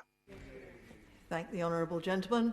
I can attest to the Scottish descent of the honourable gentleman for Leeds Central, as his grandmother and I went to the same school not at the same time. Douglas Ross. Thank you very much, Madam Deputy Speaker. As we've heard from a number of speakers today, SNP politicians in this House are regular contributors in this chamber, in our committees. But only a couple of times a year do they get to set the title of the debate, to lead the narrative, to say where the focus should be in this chamber. And today, yet again, they focus on independence. Not health in Scotland, not education, not on our recovery or rebuilding after this pandemic, but on independence. And in 25 minutes from the Honourable Gentleman for Edinburgh East, we didn't hear anything positive about Scotland's future. We didn't hear how the SNP plan to rebuild after a pandemic, how to get our country back up and running again after 12 months of such great sacrifices from people across the country.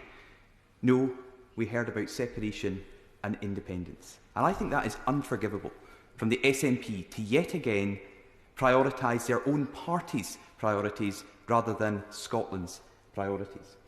And in these debates, I always like to look at what individuals have said so far in the debate. And it was very telling, and I've asked my office to check what the Honourable Gentleman for Edinburgh East said about a referendum in the next year. He said, "I don't speculate if it's the end of this year or the beginning of next year."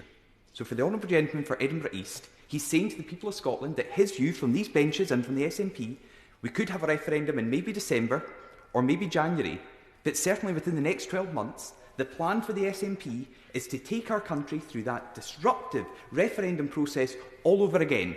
Not rebuild Scotland, not focus on the jobs that have been lost, not focus on getting our health service back up and running again, protecting people and protecting livelihoods. His focus, the SNP focus in the next year, is more division, another referendum. I'll give way to the Honourable Gentleman.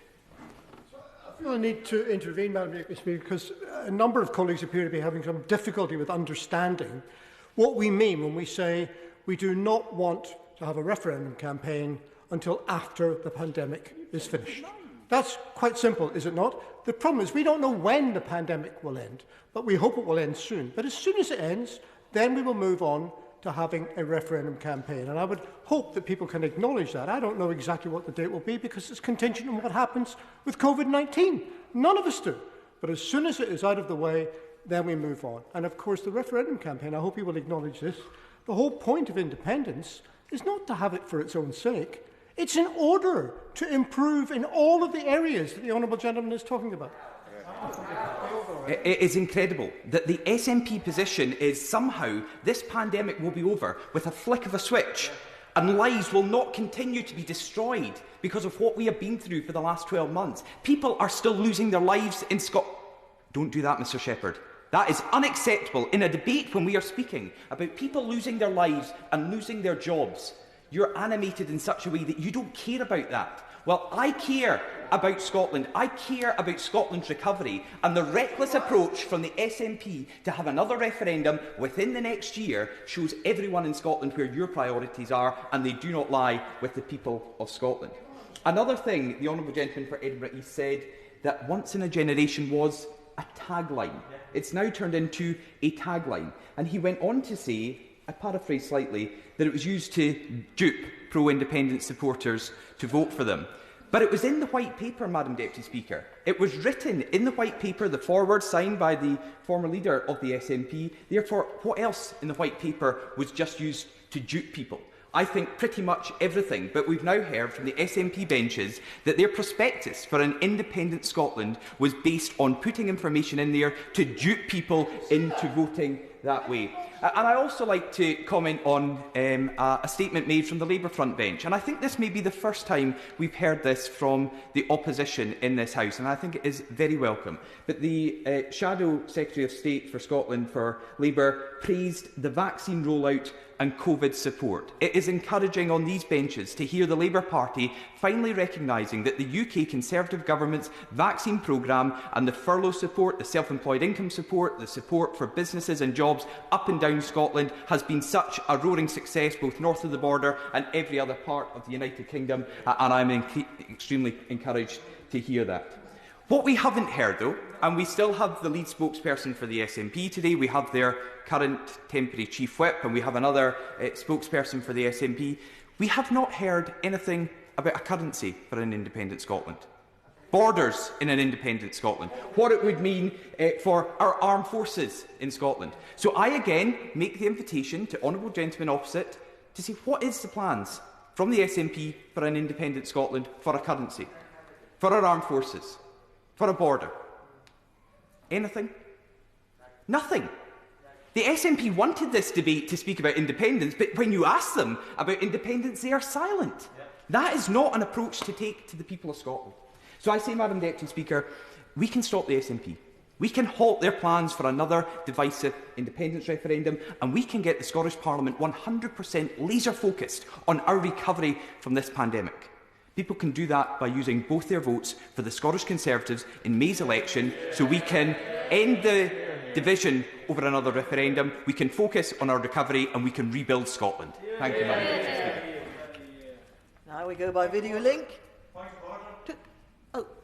Point of order, Mr Lamont. I'll seek your guidance. The honourable member for Edinburgh East, I seek your guidance. The honourable member for Edinburgh East made a very unfortunate hand gesture at my honourable friend for Murray during his intervention, which I believe is disrespectful both to my honourable friend but perhaps to other people watching this debate outside of this place. I seek your guidance as to that type of behaviour and whether it's acceptable in this place. Yeah. I thank the honourable gentleman for his point of order.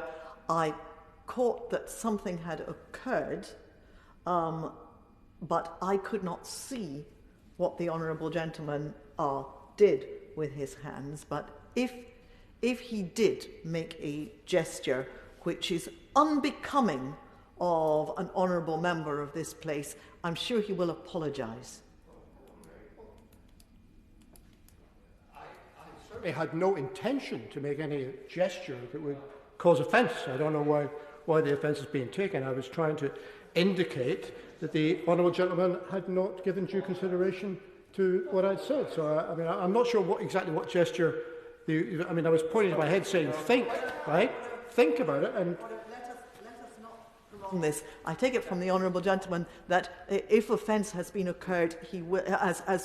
taken, he will apologise if he inadvertently caused any offence by a gesture which should not have taken place in this place. It would be helpful if he would just nod to me.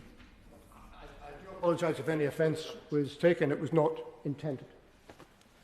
That is sufficient. It is essential that we keep good order and good humour in these debates, where, of course, there is massive disagreement about policy and ideas, but there is always courtesy between honourable members, and I'm grateful to all honourable gentlemen who are now behaving honourably. Where were we? We are going by video link to Kenny McCaskill. Thank you, Madam Deputy Speaker. As others have mentioned, today is St Patrick's Day. It's also a century on from when the United Kingdom, in its first iteration as the United Kingdom and Ireland, ended when the Irish Free State was established. Now the United Kingdom and Northern Ireland stand on the brink as Scotland seeks its independence to make its way in the world and to end the dystopian fantasy of post-Brexit Britain and its pursuit of a new age of empire. As Charles Stewart Parnell said of Ireland, applies to Scotland. No man should have the right to fix the boundary of the march of a nation. No man has the right to say to his country, "Thus far shalt thou go, and no further." Yet, that is what Scotland is being told. Despite support for independence being ever greater, and despite Scotland's democratically elected representatives demanding the right to hold a referendum. Instead, we're told it's no to IndyRef 2, and now and forevermore it will remain that way unless and until it's set by them on their conditions. That is simply unacceptable. Scotland cannot be subject to a British or even Boris veto. It's neither his or their right nor their prerogative. It's the democratic right of the Scottish people. And it's why we have to consider what options are taken. Section 30 has been rejected by the Prime Minister. A consultative referendum is to be boycotted by the opposition parties. It's for that reason that more and more people in Scotland see the need to make the Holyrood poll a plebiscite election. It can't be or won't be boycotted because of its nature. The vote on the list can be definitive for independence, and parties are signing up for that. It's simply not acceptable that Northern Ireland is entitled to a referendum, that the Irish Free State was established on a referendum, and yet Scotland is denied another referendum, despite carrying out its actions democratically and without violence. As Brexit Britain sails off into oblivion, it's for Scotland to gain its independence. There is a better way, and the people of Scotland are also beginning to recognise that the tenor and tone of the debate has changed. In 2014, and occasionally in some of these contributions here, we have heard the "Please don't go, Scotland, we love you." Equally, it's becoming clearer and clearer that it's not a desire to retain Scotland for Scotland's interests, it's a desire to retain Scotland for the interests of those who are the British establishment. That was made quite clear by the former Chancellor Exchequer, George Osborne, who, when writing recently, wrote that the rest of the world, when he was commenting on Scottish independence, the rest of the world would instantly see that we were no longer a front-rank power or even in the second row. So the whole position put forward by the British government is not advancement of the interests of the Scottish people. It's the preservation of the interests of Britain as it stands, and indeed those who are currently doing very wealthy as the democracy looks after its friends and indeed others. It's for that reason that the people of Scotland recognise that there is a better way, that the better way is to be an independent Scotland where you can care for your own people rather than provide for the private profits of the few, that has to be brought about. And if it can't be delivered by a referendum, then we have to make the coming election the plebiscite, because independence is the right of the Scottish people. It isn't subject to a veto from Britain or from a British Prime Minister. Thank you. Now, I have to reduce the time limit to 3 minutes as we go to Wales. Jonathan Edwards. Diolch, Madam Deputy Speaker. It's of course no surprise that a government which is willing to undermine people's rights to freedom of expression and peaceful assembly by pushing through powers to restrict public protest would also deny Scotland's right to choose its constitutional future. Despite their best efforts, the British government have utterly failed to prevent the turbo boosting in support for Scottish independence. People in Wales who are looking at developments in Scotland see that the status quo is finished and are having to think about what that means for us. Many, I suspect, in my country share the feelings of the former First Minister, Carwyn Jones, that an England and Wales union has little appeal. The reality is that the choice facing the people of Wales and Scotland is increasingly moving towards one between seizing independence or being left with a new ceremonial buildings in Cardiff Bay and Edinburgh. Evolution in name only. It has become so painfully clear. Brexiteers in this House gave little thought to the impact of leaving the European Union on the British state itself. However, one thing I have learned from my years in this place is that the British establishment never leave a good crisis go to waste. Realising that leaving European economic frameworks would require the creation of new structures for the British state, or the Great Britain part at least, the British government have pounced on every opportunity to place a Westminster straitjacket on Wales and Scotland, even within devolved competencies. The default position has been to centralise power in Westminster, a position regrettably accepted by the Labour Party, who have always endorsed ultimate Westminster primacy, despite being the governing party in Wales. I make this point because their compliance has consequences.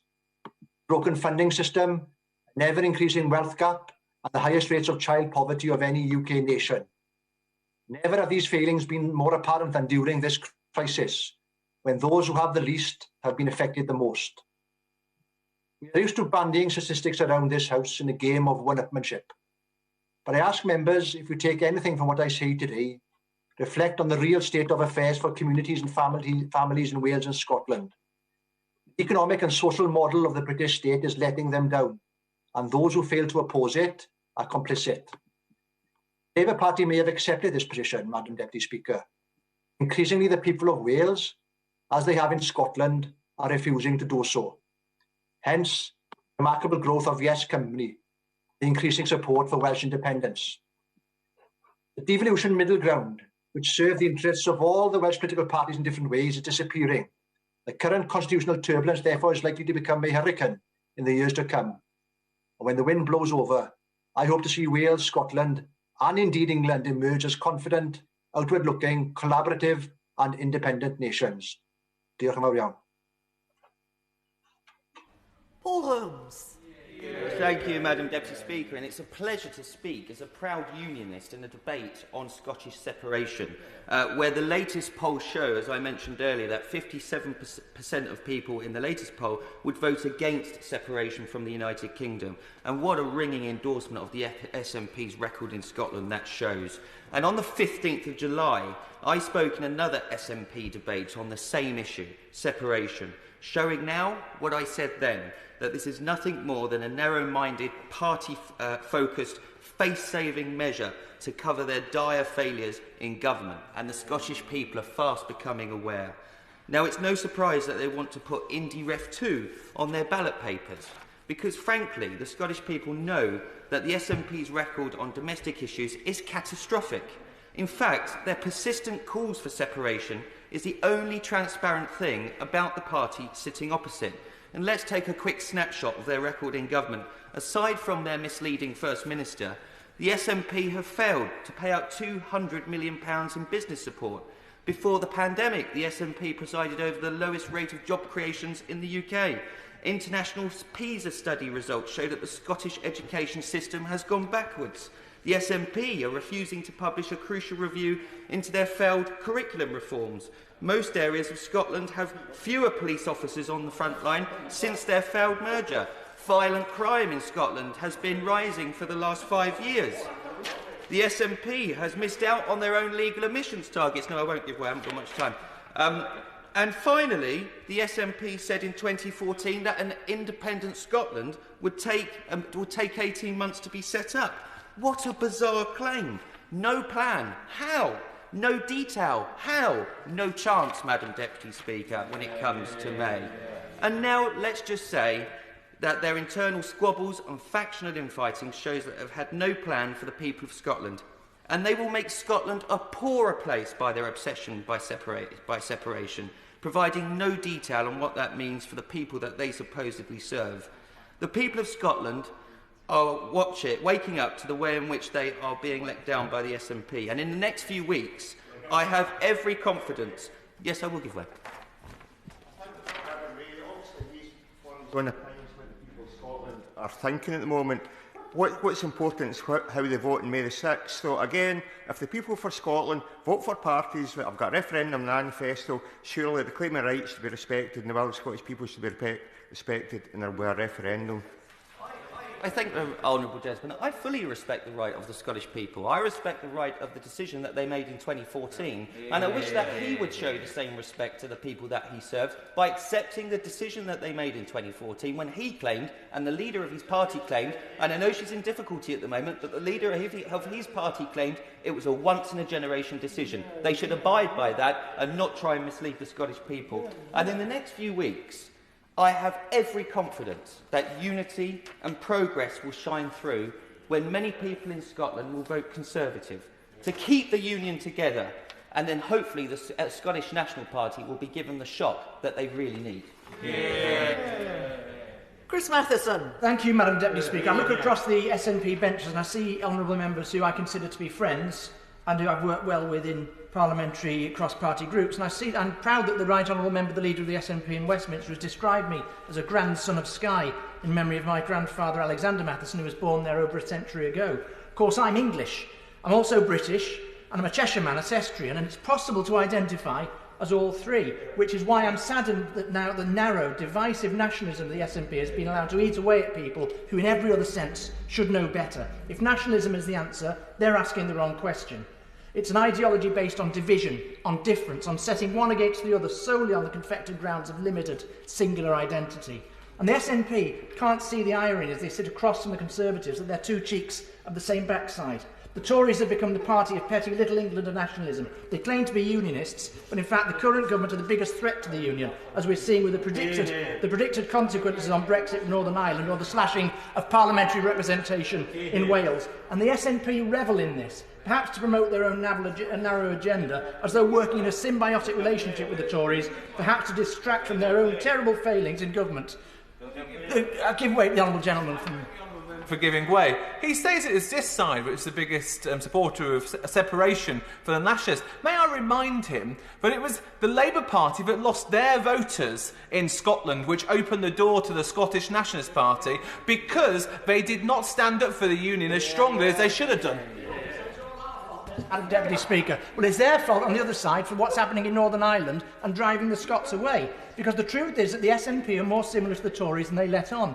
Today there are two debates led by the SNP, one on constitutional affairs, independence, one on Brexit. In fact, they're the same debate, as my right honourable friend from Leeds Central has said, because exactly the same baseless arguments that the Tories made about Brexit, the SNP now make about Scottish independence. The Tories showed the UK the failings of their own government and said, look, everything will be fine if we're free of the EU. The SNP are also showing the failings of their own government and the UK government and say, look, everything will be fine if we leave the UK.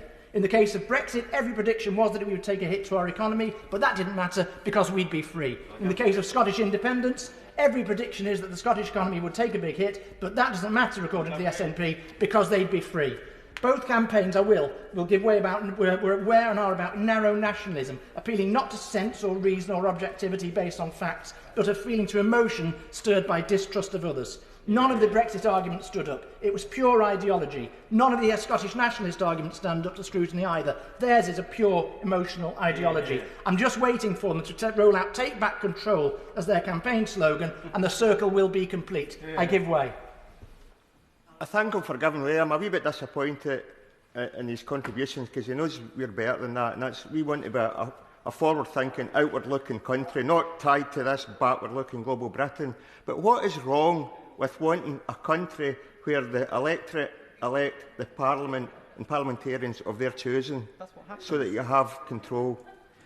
I'm quite happy for the electorate to elect a party and a government of their choosing. That's what democracy is. So I implore the people of Scotland, don't get conned again with impossible promises. Don't get hoodwinked by the mirage of the oasis of independence. Don't fall for the same tricks that persuaded people to vote for Brexit, because the same bogus arguments are being deployed now for independence, just in a different context. Don't be seduced by the power of the dark side that is divisive nationalism, because ordinary people in Chester have the same problems as ordinary people in Aberdeen and Inverness and Motherwell, as my honourable friend from Rochdale said. If the UK is weaker by leaving the EU, then then Scotland will be weaker by leaving the UK, and it will be. It could well be that the people of Scotland have had enough of being ruled by the Conservatives. Guess what? So have I. The answer is to get them out, not stick our head in the sand and wish them away through the mirage of independence. So I say to the people of Scotland, it may not feel like a partnership at the moment, a brotherhood and sisterhood, a commonwealth. It certainly doesn't where I'm standing, seeing the destruction the Tories are wreaking. But England needs Scotland too. Scotland will be weaker out of the UK, and the UK will be weaker without Scotland. I have to say, Madam Deputy Speaker, I reckon a chunk of the SNP's support is not for independent necessarily, but is an anti-Tory vote. And who can blame people for that? But now, without the outstanding Anna Sarwar leading Scottish Labour, I predict that much of that chunk of support will start to come back to Labour. Because now, with real leadership, there will be real scrutiny in Scotland about the effects of independence and the failings of the SNP. The Tories can't provide that, don't want to provide that. As I've said, they're now the party of petty English nationalism, and the truth is they don't care if we lose Scotland. But I do care. I'm proud to be British, and even more proud to be British because Scotland is such a big part of being British. We have a magnificent common shared history. Get the Tories out, ditch this impossible and divisive, corrosive obsession with nationalism, and our shared common future will be brighter. Now we go by video link to Saki Bhatti. Thank you, Madam Deputy Speaker. We, the United Kingdom, are the sum of all our parts, and of course Scotland is a vital part of that union. Every British child born to this country enjoys a wealth of culture, language and way of life, and it's brought about by our precious union. And we often hear the phrase, a family of nations, and that is exactly what we are, a family. And Madam Deputy Speaker, while I don't live in Scotland, I don't recognise Scotland as just being a country far away on a map. Rather, I see Scotland as a contributing factor to my character, to my culture and my heart. And while it is disappointing that the Scottish Nationalist Party have chosen this debate, this divisive debate of nationalism for their topic today, I don't want to use this as an opportunity to score political points against the SNP. Of course, they could have taken this opportunity to speak about the economic recovery after COVID, or perhaps their track record on health or education. But rather, I see this debate as a direct challenge to my identity, my beliefs and my values as a proud member of the United Kingdom. And of course, without Scottish influence on the UK, my philosophy of conservatism would be devoid of two greats, Adam Smith and David Hume.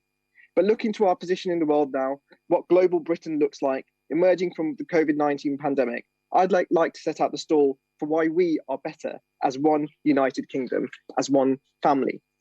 Maintaining the UK now continues our climate of stability and certainty. It provides security for jobs and businesses. It provides security for who we are and our values. And under our vital union, we see a union dividend for every man, woman and child in Scotland of nearly £2,000. Public spending per person in Scotland that is £1,600 higher than the UK average, and an estimated 545,000 jobs in Scotland supported by trade with the rest of the United Kingdom. And of course, during the COVID-19 pandemic, the UK government has provided an extra £8.6 billion for the Scottish Government budget, protecting more than 900,000 jobs. More importantly, Scotland's contribution to our national story is profound and has had an impact on all of us. Scotland's unique creative pulse brings us the romanticism of Robert Burns to the eruptive arts of the Fringe Festival. The food and drink sector in Scotland is also one of the most important in the UK economy, and of course Scotch whisky is just one of the products that is known around the world. The Scottish mining and oil industry is at the forefront of the UK technological growth story, providing the UK with many high-skilled jobs. And the academic arm of Scotland, which produced Smith and Hume, continues to be a tremendous benefit to the UK, from which we continue to learn. Madam Deputy Speaker, I believe it is incumbent upon all of us on my side of the House to shout from the rooftops about the amazing contribution that Scotland makes and how important each and every Scottish man, woman and child is to us. We cannot allow the petty politics of divisive point scoring of nationalist politics take away from the fact that our union is the longest lasting marriage in history, and it is a story of success, history, culture, values and beauty. Wendy Chamberlain. Thank you, Madam Deputy Speaker. Across the two debates and two motions today, the SNP have totally failed to engage with the issue that people across the UK and the world have lived, breathed and endured over the last year. The reality facing millions of ordinary Scots, and that's the recovery from the pandemic. As others have said, the SNP could have used this time to talk about the issues that matter, about jobs, about the economy, climate change, education. But when the SNP want to consider the Scottish Parliament elections as they do in this motion, it seems the only thing they're interested in is the Constitution. This on a day when a Survation poll shows independence is one of the 3 top priorities for just 8% of Scots. And the pandemic wasn't deemed important enough to mention it in their motion. I'm afraid to say that the SNP, after 14 years in power in Scotland and now consumed by internal problems, are out of touch.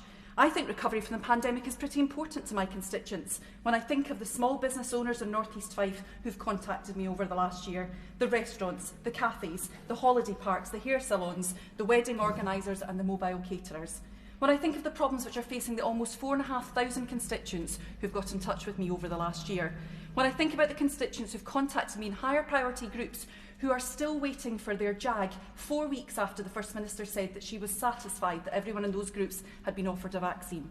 When I think about the people who have gotten in touch concerned that COVID case rates in Scotland are now the highest in the UK, or who are worried that yesterday there were 17,000 COVID tests in Scotland compared to 1.5 million in England. I think, what is it that they want? What is it and what is their priority? What is Scotland's priority?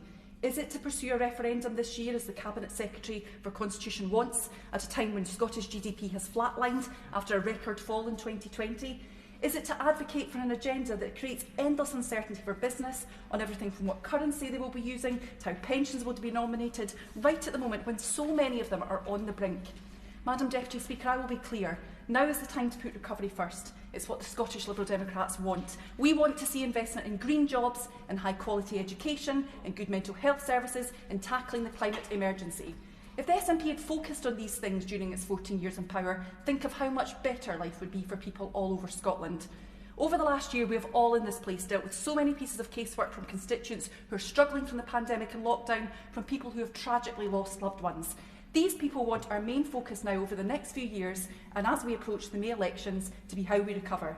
The Scottish Fiscal Institute estimates that the Scottish economy will not recover to pre-pandemic levels until the start of 2024, almost 2 years later than the UK as a whole. So when does a pandemic really end? If we do not focus on recovery now, we risk the 2020s becoming a decade of stagnation in Scotland, after 14 years of SNP rule, which has seen so much opportunity wasted. Let's put recovery first. Thank you. Virginia Crosby. Thank you. Thank you, Madam Deputy Speaker. I can understand why independence calls to the souls of some in our devolved nations. The Welsh have a word for it, here aith. But our experience with Brexit has shown us just how complex things can be when you separate from a partner. The UK has far fewer codependencies with the EU than Scotland does with the rest of the UK. But even so, as I'm sure the later debate will attest, our recent divorce has been complicated and at times painful. With Scotland, we share a land border, a currency and a long history. Untangling that relationship is likely to be at least as fraught. Had Scotland voted for independence in 2014 and become part of the EU in its own right, the EU trade structure was in place for open trade with the rest of the UK. But the goalposts have changed. With the UK outside of the EU, no such structure exists. And independent Scotland would need to negotiate a new trade deal with the rest of the UK, as well as the EU and other countries globally. Yes, Scotland could apply for EU membership, but there's no guarantee it would be welcomed. Scotland's deficit is twice the EU target, and with its ageing and rural population, its public spending is already 15 billion per year higher than its tax and North Sea oil revenues. So if Scotland did vote for independence, what impact would that have on Scotland's economy? Firstly, consider that the majority of Scotland's trade is with the UK. About 60% of its exports go to the other nations of the UK, and only around 20% go to the EU and the remainder to the rest of the world. Then consider tourism. The Scottish Government website itself describes tourism as a cornerstone of the Scottish economy, accounting for 5% of GDA and 1 in 12 of every Scottish job. 80% of its tourism comes from the UK, and of the other 20%, many visitors will arrive in England and visit Scotland as part of a UK tour.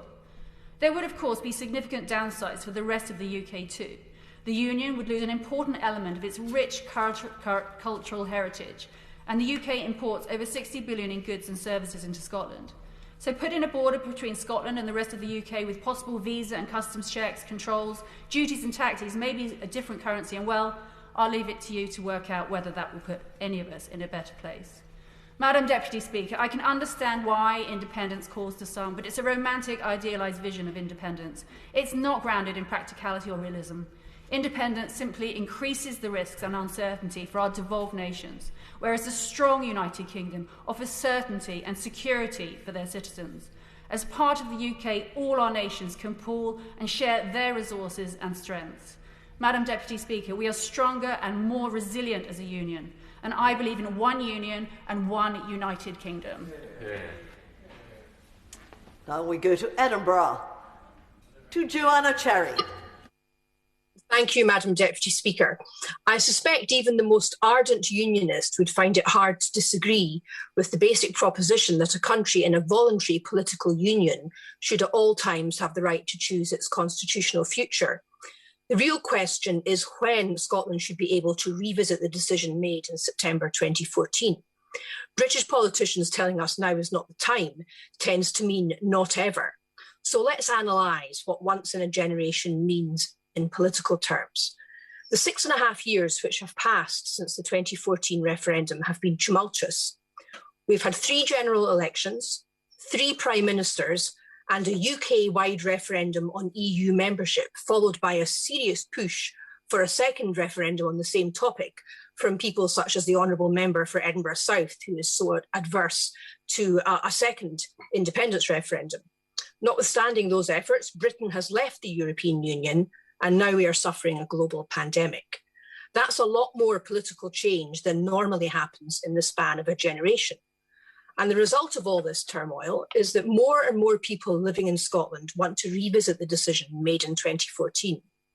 England and Scotland chose markedly different paths on Brexit, and that, and the fact that people have more confidence in the Scottish Government's handling of the pandemic than the British Government's are major factors in the change of heart taking place in Scotland. Perhaps the biggest problem the UK Government and the official opposition have in attempting to stop another independence referendum is the existence of the Northern Ireland Act of 1998. That Act provides that the Northern Irish Secretary may allow repeat referendums on Irish unity with only a 7-year interval in between. Even allowing for the very different context, if 7 years between referendums on the question of whether to leave the United Kingdom is acceptable for Northern Ireland, why is it not acceptable for Scotland? And I would like to hear the Minister who sums up today address that question directly. The British Government have pressed ahead with their constitutional priorities regardless of the pandemic and its economic fallout. So why shouldn't the Scottish Government? The need to rebuild our economy and our society in the wake of the pandemic provides an impetus to rethink our priorities. If we don't take radical steps now, there will be no change, and we will go back to where we were before, which was not a sustainable place. In order to transform Scotland, we need full control over all the decisions that affect us, not just limited powers to tinker around the edges. Independence for Scotland is not an end in itself, but a means to make sure that the vital decisions about how we run our economy and our society are taken close to home so that we can do things differently and better. Thank you. Gary Sambrook. Thank you very much, Madam Deputy Speaker. Now, it always really saddens me when we use time in this place to constantly go back to the obsession of some about separation. And it's because of that, because it's not because I don't think Scotland can't go it alone, because I have faith in Scotland and I have a lot of respect and love for Scotland, but it's because I worry about the lost contribution that Scotland has on our United Kingdom. Strategically, economically and culturally, it is a huge player in our successful global powerhouse of the United Kingdom. Now, you look at culturally, it's across the world, people would travel to come and visit the United Kingdom, not just necessarily to come to London to have a look round, or even to my own home city of Birmingham, but also to go to Scotland too for the Edinburgh Festival, and also to go and experience the Highlands, a place that I love to go and visit at least once a year, Madam Deputy Speaker. And not also because of economically, because of the huge contribution it makes to exports in this country. I'm not mentioning whisky as one, the single biggest food and drink export that this country has going abroad, but also strategically because of, especially thinking about defence, because the Prime Minister yesterday gave us an update on the integrated review, where it was discussed that Russia was our greatest threat. Now, when the RAF intercept Russian bombers, they leave from Scottish air bases. That is a huge contribution that Scotland makes to the future and to the defences of this country. I'm not about mentioning also family ties. I'm wearing today the tie of the clan Farquharson because of my own, my sister's fiance Andrew donated this to me to speak with it at some point, and I thought today would be apt because it's the family ties that we all share across the United Kingdom which are very, very important. And I hope, as Andrew is the father of my little nephew Freddie, well, the union will carry on for many generations so little Freddie can experience the benefits of our great union too, Madam Deputy Speaker. But the Honourable Member for the City of Chester made a very good point earlier about devolution, and many people in Birmingham will feel as if Westminster is a faraway place and that it doesn't understand many of the problems. That problem is not something necessarily unique to Scotland, but devolution is something which comes with responsibility, and unfortunately the Scottish Nationalist Party constantly try and use distraction as a technique to take away from their responsibility from some of the abysmal services that they run in Scotland, if you think of education and local government finance and transport. Responsibility is very important, and it's tiresome that they keep coming to this place and using valuable time to further the agenda for separation, when really what they should be doing, Madam Deputy Speaker, is having a debate on the way in which Scotland is run. And I very much hope that on May the 6th that people will not give them the mandate that they so wish for a second referendum. Now we go by video link to Janet Davey. Thank you, Madam Deputy Speaker. Today I'm privileged to be speaking in both Opposition Day debates on Scottish independence and on Brexit. I oppose Scotland leaving the United Kingdom for the very same reasons I'm devastated we left the European Union. Myself and my constituents know the value of unity, togetherness over division, interdependence over individualism. Those in favour of Scottish independence and Brexit have come to blows in the past, but at the same time, they put forward similar arguments. The Scottish National Party insists Westminster is the source of all their problems, as we were led to believe Brussels were the source of ours. This cannot be believed, and this is not true. It is the SNP who have ruled the Scottish Parliament for 14 years, where homelessness and drug deaths have both skyrocketed and councils are starved of funds. Madam Deputy Speaker, the past 4 years of division caused by constitutional chaos should never be repeated. I cannot think of anything more upsetting than going through that a second time to break up an even longer and more meaningful union. As the United Kingdom, we have a proud and pleasing history of achieving extraordinary things. Together, we were founding members of the United Nations.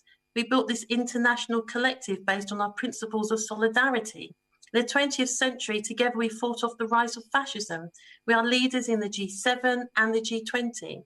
We have been some of the highest donors in foreign aid, and we are so much stronger as a United Kingdom with our collected finances, skills, social contribution and academic institutions than we would be as separate entities. We have so much more to offer our citizens and the world. And in this global world, the Scottish nationalists want to take us back 300 years to a fractured past. Surely we should not be looking backward, but we should be looking ahead. Neither should we dismiss how we have grown together through an industrial revolution, world wars, justice movements and social change. It is Thatcherism that savaged Scotland, and I am proud of Labour's history in creating Scottish devolution. It is under this Labour leadership where we are determined to repair relationships and to strengthen devolved powers. As Scotland approaches its parliamentary election, the focus must not be on making it weaker by splitting our country in two, but as we come together out of this pandemic, we must make Scotland stronger as a valued and significant part of the United Kingdom. Andrew Bowie. Thank you very much, Madam Deputy Speaker. It's a pleasure to rise to speak in this debate. I, for one, don't think the SNP get enough opposition day debates. I think a party of their size in this place deserve more than 3 in the course of one parliamentary session. But it is surprising, given everything that this country, Scotland, the United Kingdom and the world is facing right now, that they have chosen to use one of their 3 days, only 3 days, to debate this issue above all others, banging on about another independence referendum. It is very much, Madam Deputy Speaker, like Groundhog Day in the House of Commons. They've chosen not to debate education, not the recovery, not economic growth, not jobs, not health, not drug deaths, not infrastructure, not broadband, not local government funding, not the serious issues surrounding civil service impartiality and separation of powers within the Scottish Government. No, the Scottish National Party, in which I have many friends, but whom I regard as a single issue, mass membership pressure group masquerading as a serious party of government, want to talk about their sole obsession, ripping apart our United Kingdom. We know why, though. We know why. Why would the Scottish National Party want us looking at all those issues that I've listed?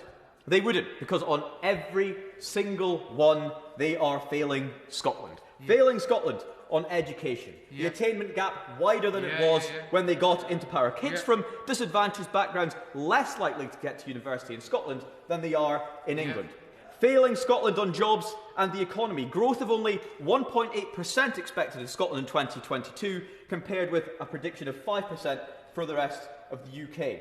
And jobs growth at a rate of less than the UK prior to the coronavirus pandemic. Failing Scotland on health, Madam Deputy Speaker. The 12-week treatment time guarantee, unveiled with great fanfare by now First Minister Nicola Sturgeon when she was Health Secretary in 2011, has never once been met. The Royal College of General Practitioners expect a shortfall of 856 doctors in Scotland by 2021, failing Scotland on drugs deaths, the highest drug deaths rate in Europe, a shameful statistic that has occurred on the SNP's watch, failing Scotland on infrastructure, failing Scotland on the rollout of broadband. In 2018, Fergus Ewing, the Scottish Government Rural Economy Secretary, threatened to resign if he failed to deliver on their flagship R100 project, which aspired to make superfast broadband to every single premise in Scotland by the end of 2021. Latest projections tell us it's more likely to be 2026. Resignation incoming? I think not. Now, there are those in the SNP, and I can hear the keyboards clattering now, and I can almost hear the Honourable Member for Perth and North Perthshire saying that I am talking Scotland down. I am not. Let me be clear. I have simply outlined the record of a failing, arrogant, tired government who have dragged Scotland down, down, down. In fact, the only thing I would be glad to give way. Honourable friend for giving way, and when he mentions talking down Scotland, does he agree with me that he is one of the most vocal voices in this Parliament for the people of Scotland and their wants and needs? That's very kind of my honourable friend. But I mean, I couldn't possibly comment. Obviously, that's for other people to judge. The SNP have dragged Scotland down, down, down. In fact, the only thing to go up in Scotland recently have been the taxes. That is the record of the Scottish National Party. It's not a surprise. It's not a surprise. We are now on to the fourth poll in a row showing support for the Union increasing and support for separation going down. As the member for Glasgow East said a few weeks ago, cheerio, cheerio, tick-tock. Let us leave this divisive and disruptive debate behind us. Let us move on and tackle the issues that really matter to Scots. Rebuilding, growing, creating jobs, making our schools once again the best in the world, comfortable in ourselves, happy as a strong, devolved nation within a great and enduring family of nations. And now we go to Paisley. Gavin Newlands.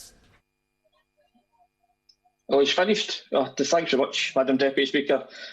For far too long, the Union has been a millstone around Scotland's neck, an 18th century political construct unfit for the 21st century. Not a single country that has gained its independence from the UK has returned cap in hand to beg for readmittance. Not a single nation has become independent and regretted its choice. Scotland will be no different. The Union dividend has been the destruction of industry, depopulation of our towns and cities on a scale seen nowhere else in Europe, and the tearing down of the welfare safety net. Our infrastructure was left to fester, our transport network denied investment, our key industries assets stripped and shipped overseas. This government's mind-boggling and entirely counterproductive answer to their own failures is a Union connectivity review that attempts to overrule the democratically elected Parliament of Scotland and place power in the hands of a tiny cabal of ministers whose party has no mandate in Scotland. Moreover, it has zero mandate in Wales or Northern Ireland either.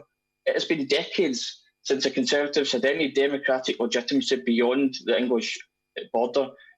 I've campaigned for independence since I was a boy. I was at George Square for the poll tax demonstrations, the imposition of which by the Thatcher government on its tartan testing ground was done so against the wishes of the people of Scotland and its own ministers. With the connectivity review and other power grabs, they seem entirely unable to learn the lessons from their own history. Incidentally, the poll tax was very much a catalyst not only for the current support for independence, but for the insuppressible move towards re-establishing the Scottish Parliament. And it's only since the return of that Scottish Parliament that we've seen the kind of real investment required. Investment not just in bricks and mortar, but in our people too. Scotland's rolling out the biggest expansion of the welfare state for decades because we believe in it. And we believe that with the full powers of independence, we can harness our nation's wealth to improve our welfare state still further.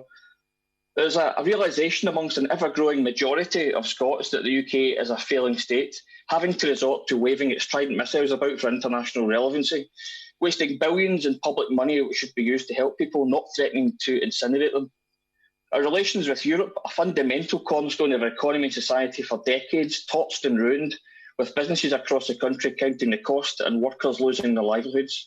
Scotland, an outward internationalist, Scotland wants no part in it. If Scotland votes for the opportunity to choose its own future in May, only a tin-pot dictator would attempt to stand in its way.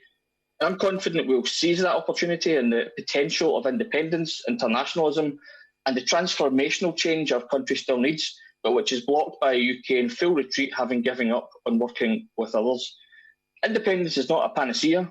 We'll have to work hard to repair the damage done by generations of neglect and disinterest, but we'll be working well in the early days of a better nation, rather than looking at the dying embers of the UK state. Thank you. Mark Fletcher. Thank you, Madam Deputy Speaker, and I have some sympathy with the SNP. It must have been difficult to decide what to debate today, given some recent developments. So it's pleasing to know that they've gone with the greatest hits. And I always look forward to the SNP debates, because whatever the subject, the answer is always the same, and that is separatism. Speakers on these benches raise education, trade, businesses, currency, and the fact that a once-in-a-generation referendum on separation happened in 2014. But then the honourable gentleman, the member for Perth and North Perthshire, who is an outstanding orator and politician, stands up, ignores all of the points raised, flaps his arms in outrage, quotes a few opinion polls and concludes that separatism is the only answer. It's a sort of modern-day Henry VIII strategy. Now, Madam Deputy Speaker, you know that I am from good Scottish mining stock, and the union is personal to me because it runs through my blood. And like millions of others, including millions of Scots, I'm looking forward to seeing my family again and to giving them a hug.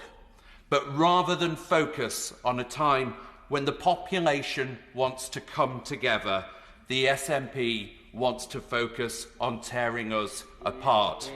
The Honourable Lady, the member for North East 5, set out her objections to the fact that there are so many things that we could be discussing today, so many relevant things. The roadmap out of COVID, the challenges that it has created, the success of our world-leading Great British Vaccine Programme, our furlough scheme, and the fact that it has saved millions of jobs, the opportunity to create a better, greener future together, but they've all been put aside, and instead we discuss two issues on which we have already had referendums.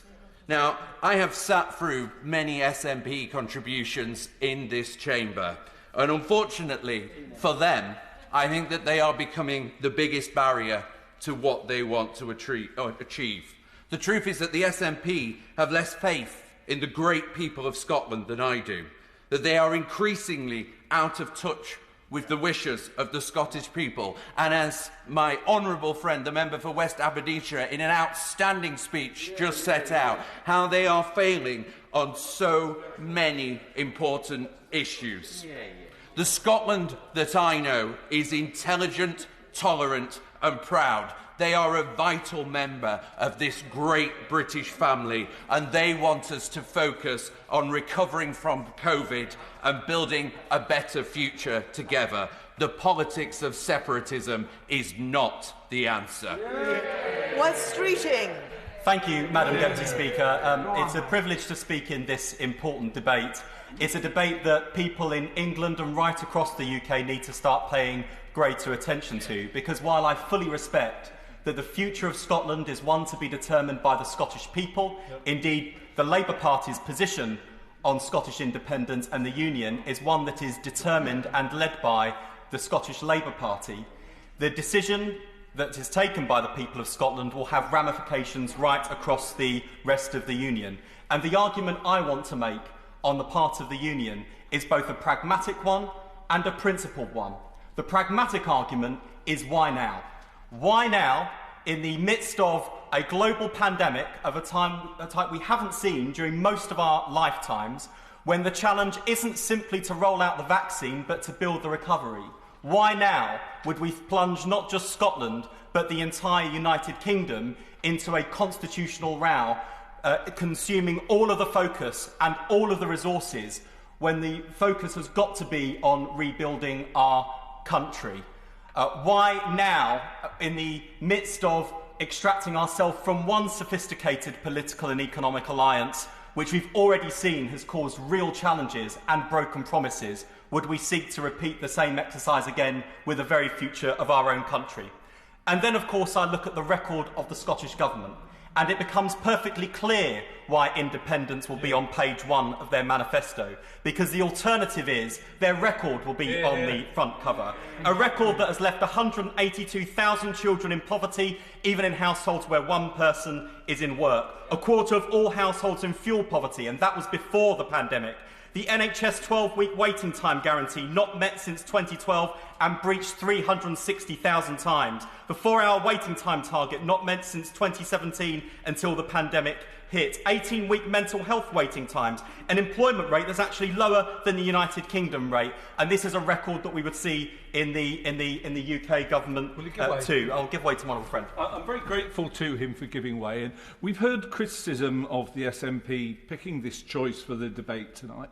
But at least this is a matter that is the responsibility of the UK Parliament. Many of the issues that he's raising are the responsibility of the Scottish Parliament, and so they will be sensible things for them to be spending the Scottish parliamentary elections debating. Indeed, and this brings me on to education, which is my honourable friend's passion and mine. The number of teachers in Scotland down by 1,700 since 2007. The promise to cap class sizes broken. Spending per pupil down. The central challenge of the Scottish Government to close the attainment gap failing. Indeed, the First Minister herself said, and I quote, "Let me be clear, I want to be judged on this. If you are not, as First Minister, prepared to put your neck on the line on the education of our young people, then what are you prepared to? It really matters." Well, it's time for the First Minister to account for the record of educational failure in Scotland, because I can tell her, on class sizes, on standards and on the attainment gap, the record in Scotland is as abysmal as the Tories in the United Kingdom. Friend for giving way. Does he share my concern when he is outlining that, a dreadful record that, frankly, with their own internal divisions, the SNP have taken their eyes off the ball for too long? And this brings me on to the real risk of giving the SNP a majority, which isn't just a question of independence, but about ethics and propriety at the heart of the Scottish Government. Because as much as I've tried to follow the salmon-sturgeon melodrama and actually the very serious issues that lie at the heart of that case, it has been depressing, to say the least, to see factions and vested interests taking charge over ethical standards and ethics at the heart of government. I don't care for one side or the other within the SNP. Indeed, it's like watching a football match and wanting both sides to lose. But the fact is, we've seen the SNP putting their own divisions ahead of the interests of their own country, party before country, the central dereliction of any government.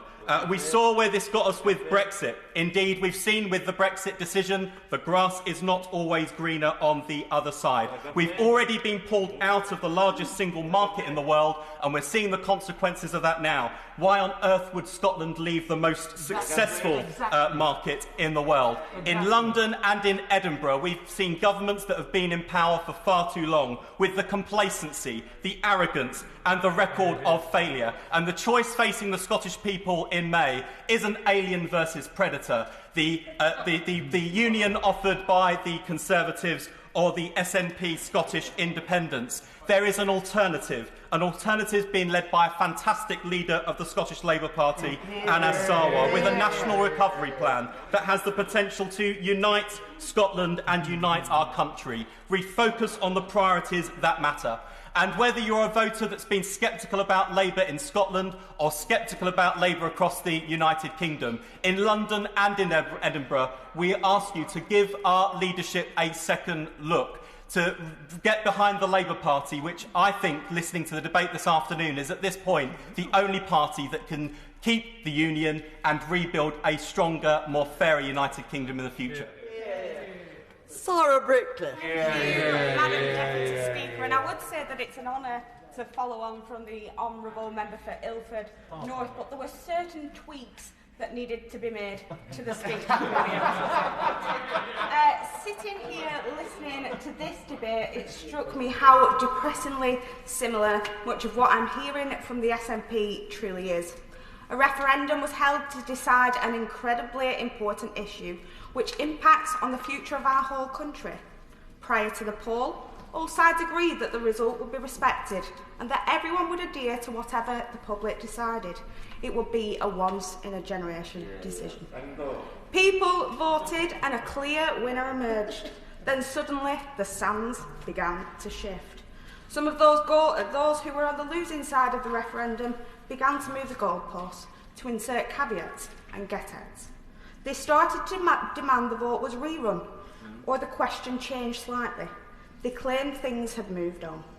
Allegations against one side or another were made, and the whole issue rumbled on for years.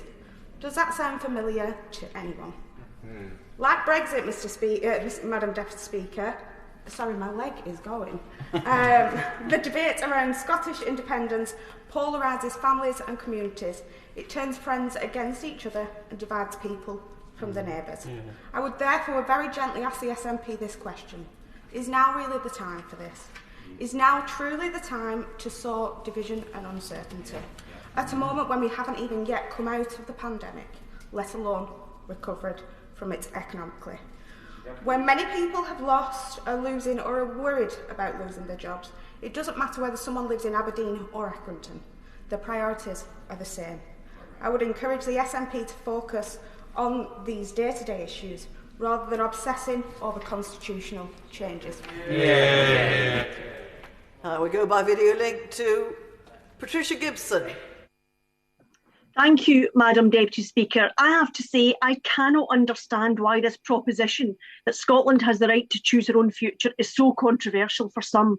I accept that not everyone in Scotland or even further afield wishes Scotland to become a self-governing country. However, I cannot comprehend these voices who are so afraid of what the people of Scotland may decide about their own future, that they believe the solution is to prevent the people of Scotland having the opportunity to make such a choice at all. Surely anyone can see that this is not a sustainable or logical position to take. For anyone in this chamber to tell the people of Scotland, the people of any nation, that no matter what you vote for, you won't have it unless we approve, only adds to the swelling SNP ranks, as increasingly the people of Scotland take exception to being told by those for whom they did not vote that what they might vote for in the future will not be permitted. It makes a nonsense of any idea of a partnership of equals. And I say in all honesty that many unionists are nervous about this strategy of simply denying democracy for that very reason. They know it plays very badly in Scotland. However, it's the case, like many of those in the chamber today will tell you off the record, that they understand that if the SNP, the party that exists to persuade Scots to choose self-government and will stand on that very platform, they'll tell you that if the SNP win the election in May and secure a majority, then a mandate for an independence referendum will exist, and it will be delivered just as it was delivered in 2014. Anyone who doubts that only has to look at the Tory election leaflets today going out across Scotland, telling people if you want to stop an independence referendum, vote Tory.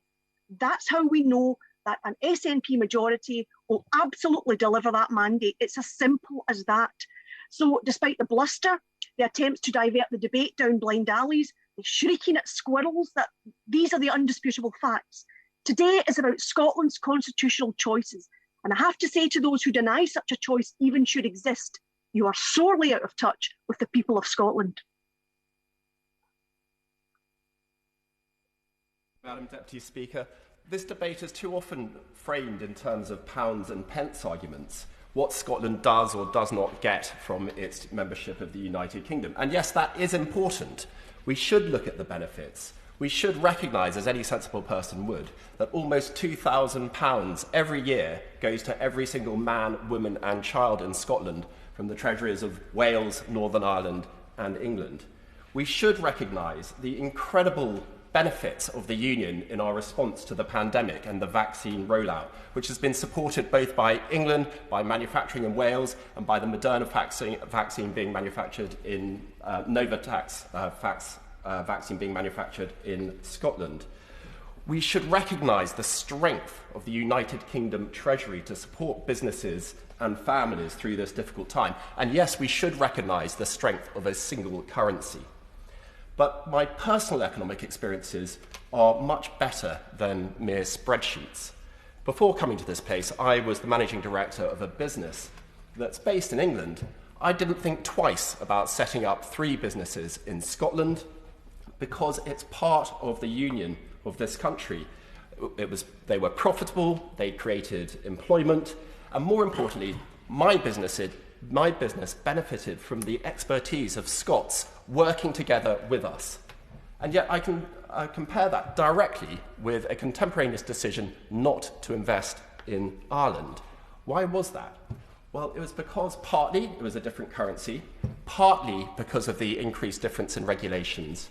But if I'm honest with you, the primary reason was it just felt harder. It felt more uncertain with bigger risks. And so I took the decision not to invest. That would be a tragedy for this country if that decision was played out because of separatists driving our country apart and leading us on different paths. But I recognise that identity is not measured in pounds and pence.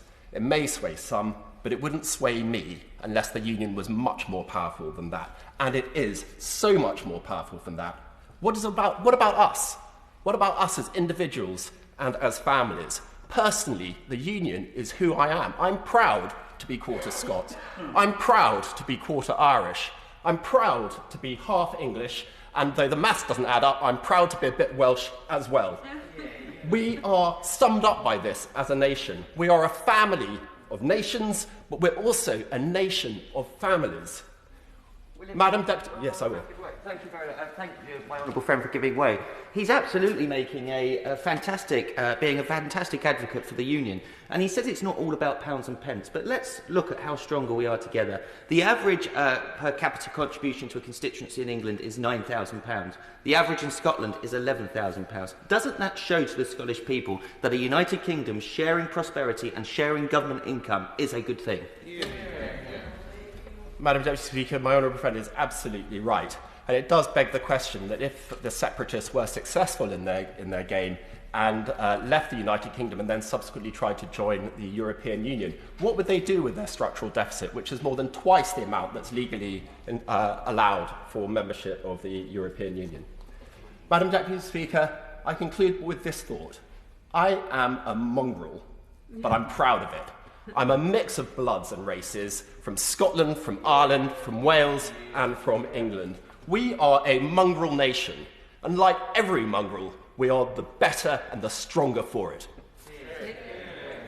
Toby Parkins. Thank you very much, Madam Deputy Speaker. I am not a mongrel. I am one of the few people, I think, speaking this debate who doesn't have any Scottish blood, and that's that way it is. But I very much enjoyed the time that I spent in 2014 during that Scottish independence referendum, going round campaigning. And I went up to Scotland at a time when there were other elections on in the UK, because it was crucially important for me to say to people that we in England desperately want Scotland to stay with the United Kingdom and be a part of our union, and recognise that whilst we absolutely made the argument that we thought it was in Scotland's best interest to stay a part of that union, we also felt passionately that the UK would be much the weaker without Scotland. And I think it would be heartbreaking if Scotland leave, but I do accept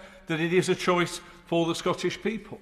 But what is really important in this is the question of when that debate should happen. We had the debate in 2014. The Honourable Lady from Edinburgh South West was saying, well, we could have it every 7 years or so.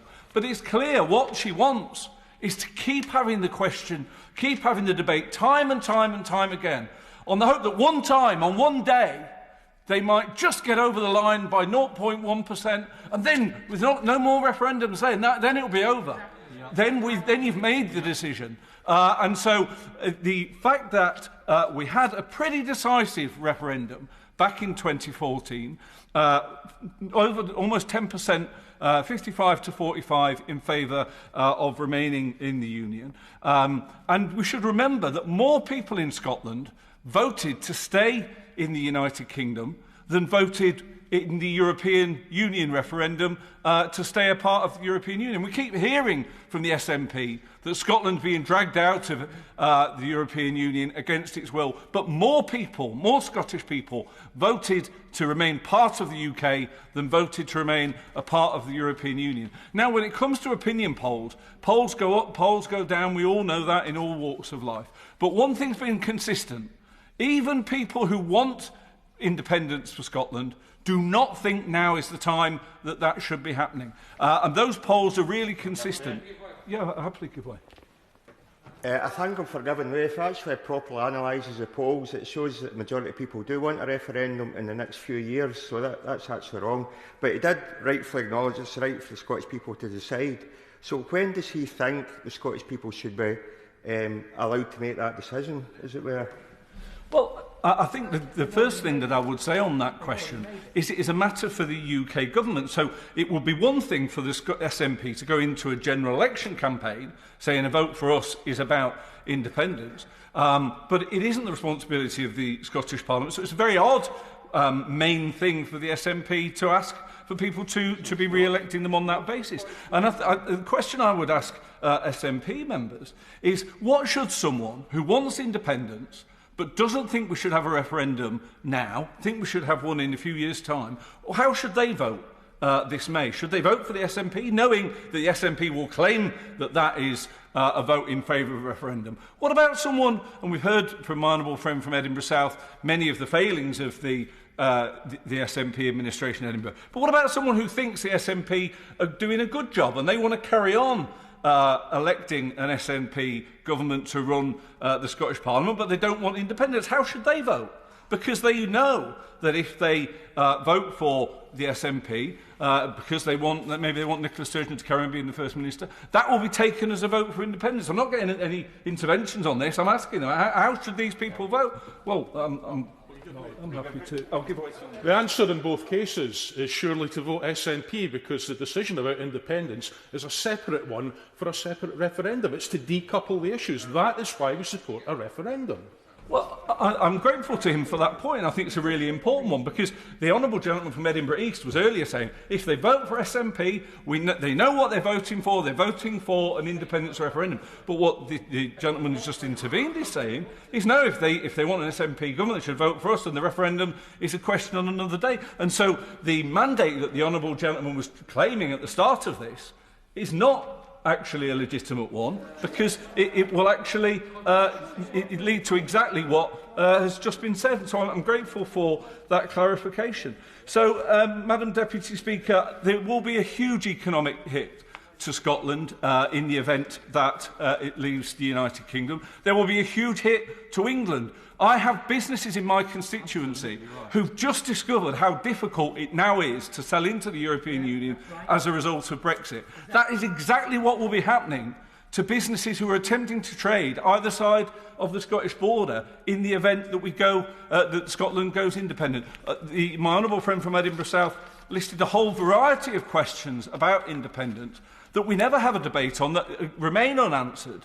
But I have to say to members of Parliament from the SNP that there is no question that whilst I was totally against Brexit, and I think the things that we warned about in terms of Brexit are in many ways coming true, it makes the question of Scottish independence far more economically reckless than it would have been back in 2014. The idea that we would impose that on either British or on either English or Scottish businesses is an absolutely terrible mistake. So I really look forward to these elections in May. I hope that Scottish people will look at the Labour Party anew under the leadership of Anas Sarwar, who I think has started absolutely fantastically. And I really hope that they will consider very carefully what they've just heard, that if they don't want an independence referendum right now, they shouldn't vote SNP, because their vote will be taken as support for that.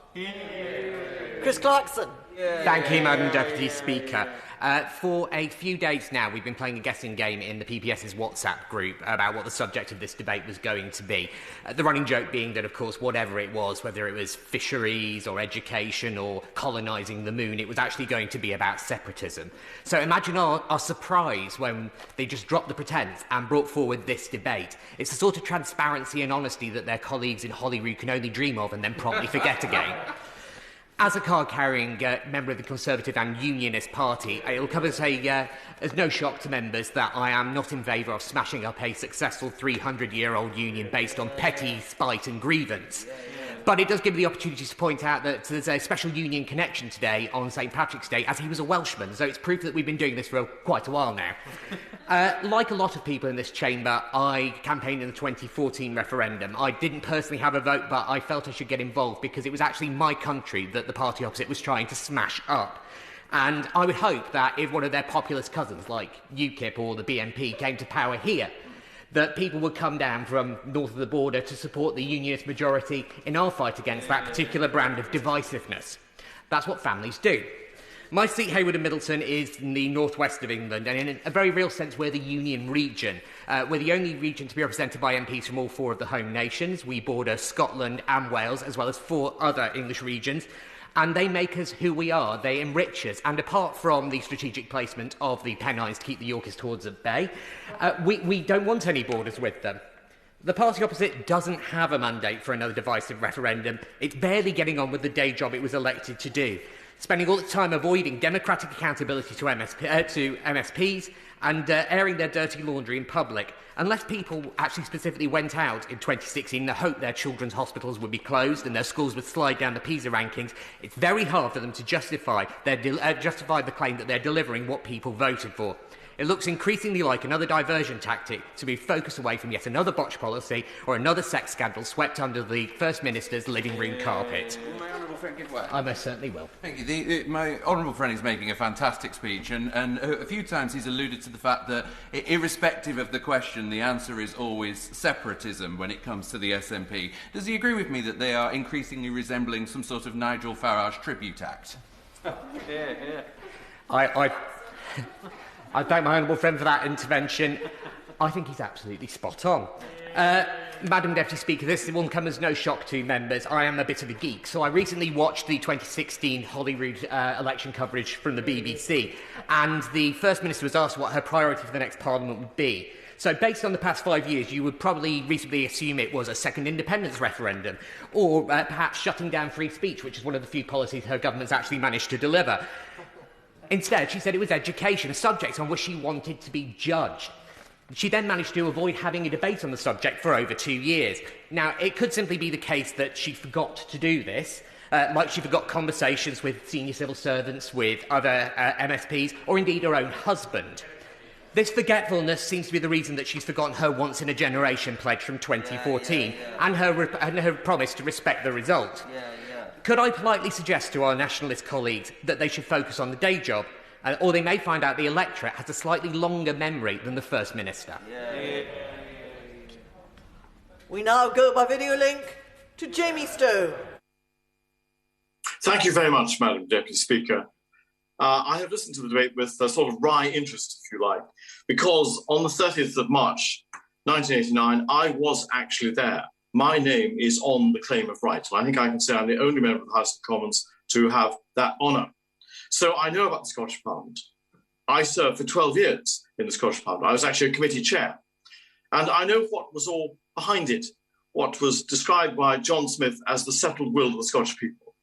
It was to have a system where democracy was brought back to Scotland, whereby we had a different system, whereby the committees of the Scottish Parliament would challenge and hold the government to account. And Madam Deputy Speaker, what we have today sorrows me greatly because, for whatever reason, and because in Scotland the Greens are a wholly owned subsidiary of the SNP, we have an extraordinary centralised government where the committees rarely dare to raise their voices or to challenge the government. And I'm sad because I think that's dangerous for democracy. I don't think that's what John Smith, I don't think that's what Donald Dewar, I don't think that's what David Steele, Jim Wallace and others were about at all in the Constitutional Convention, on which I served prior to signing the Claim of Right. So when I hear the SNP talking about taking complete control, and when I see what it is like in Holyrood today, I have to be honest, Madam Speaker, and say I shudder. We have to repair democracy in Scotland first and foremost. And as others have said right across the chamber, what we must do now is repair the damage that's been caused in Scotland by the pandemic. People have suffered massively. My honourable friend, the member for North East 5, has put it very, very succinctly. And to give you one example, I have a constituent called Luke Graham, who lives in Wick. He knows all about mental health issues. And recently in the John O'Groats Journal, he made a very wise point, which is that the mental health problems have been around for a long time before the pandemic, and the way things stand, they're going to be around for a long time yet, unless the government actually steps up to the table and gets on, to use a hackneyed expression, gets on with the day job. That's what Scottish people want. I was involved in the 2014 independence referendum, and if it comes to another referendum, I shall be involved again, because at the end of the day, I'm a unionist. I know that the defence of the realm depends on Scotland, because the Scots make a huge contribution. I know that questions about the currency, questions about how would Scotland defend itself have not been answered. But I leave you, Madam Speaker, with this one final thought. Yes, let the SNP talk about India Ref 2 to their heart's content. I would say to them, from what I hear in the Highlands of Scotland, in my constituency, be careful what you wish for. Thank you. Thank you. Angela Richardson. Thank you, Mr Deputy Speaker. It's a pleasure to follow the Honourable Member for Caithness, and a rare pleasure to be able to agree with our Scottish Liberal Democrat colleagues in the House today.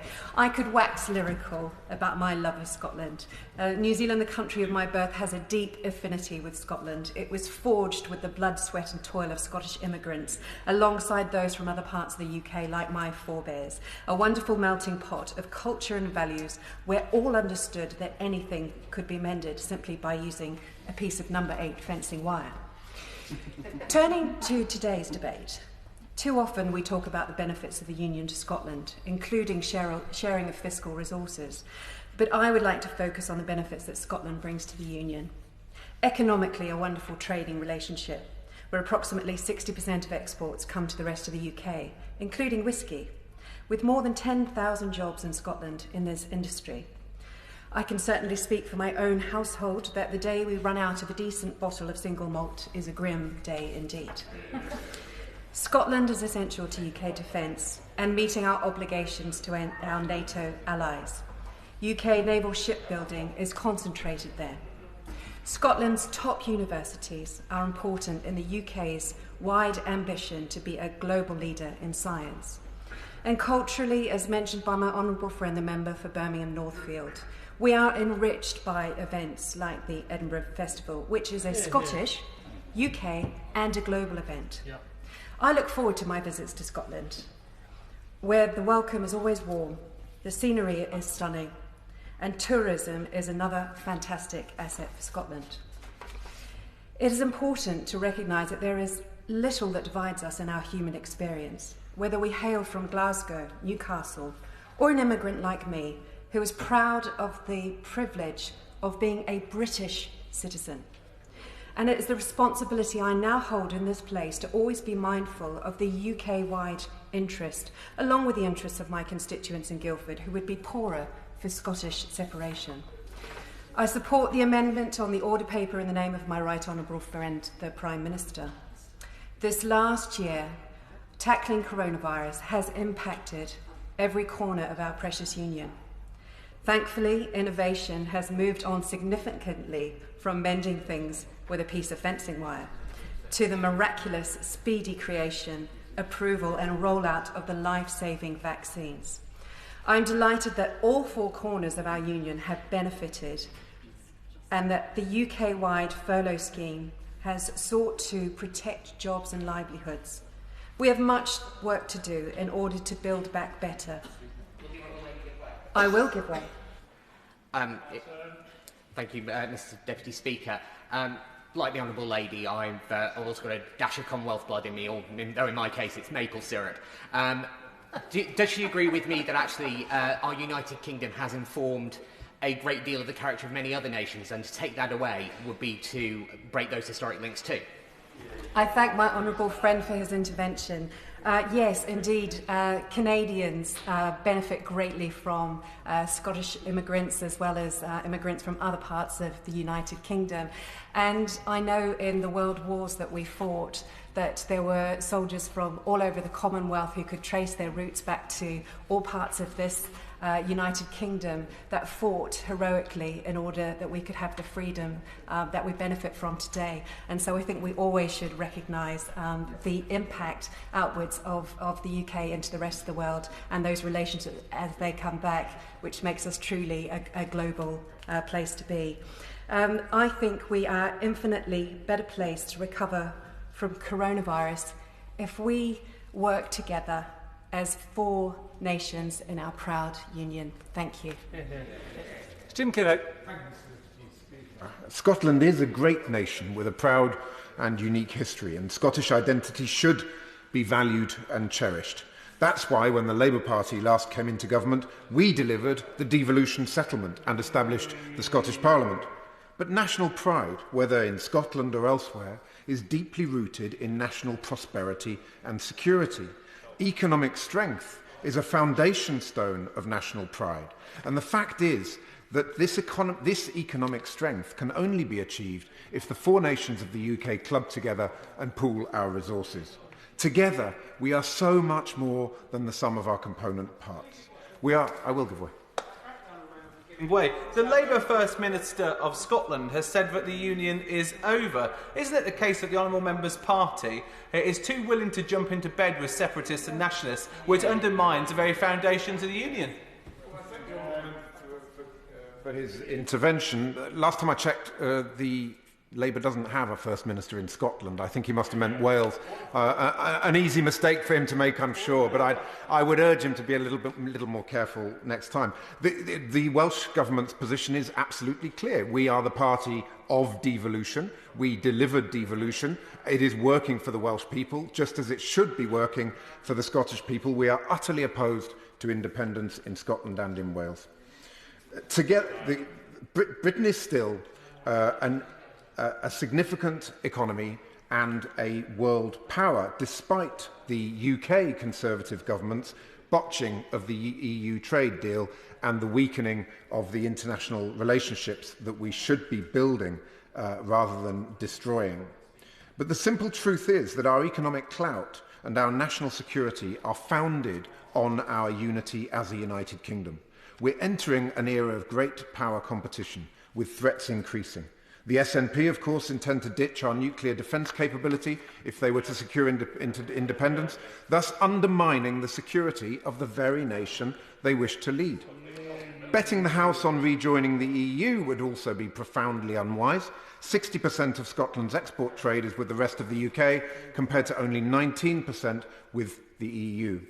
The reality is that the greatest source of pride and prosperity for the Scottish people will come from rebuilding the economy post-coronavirus, delivering jobs and securing an economy resilient to future shocks. I will give way.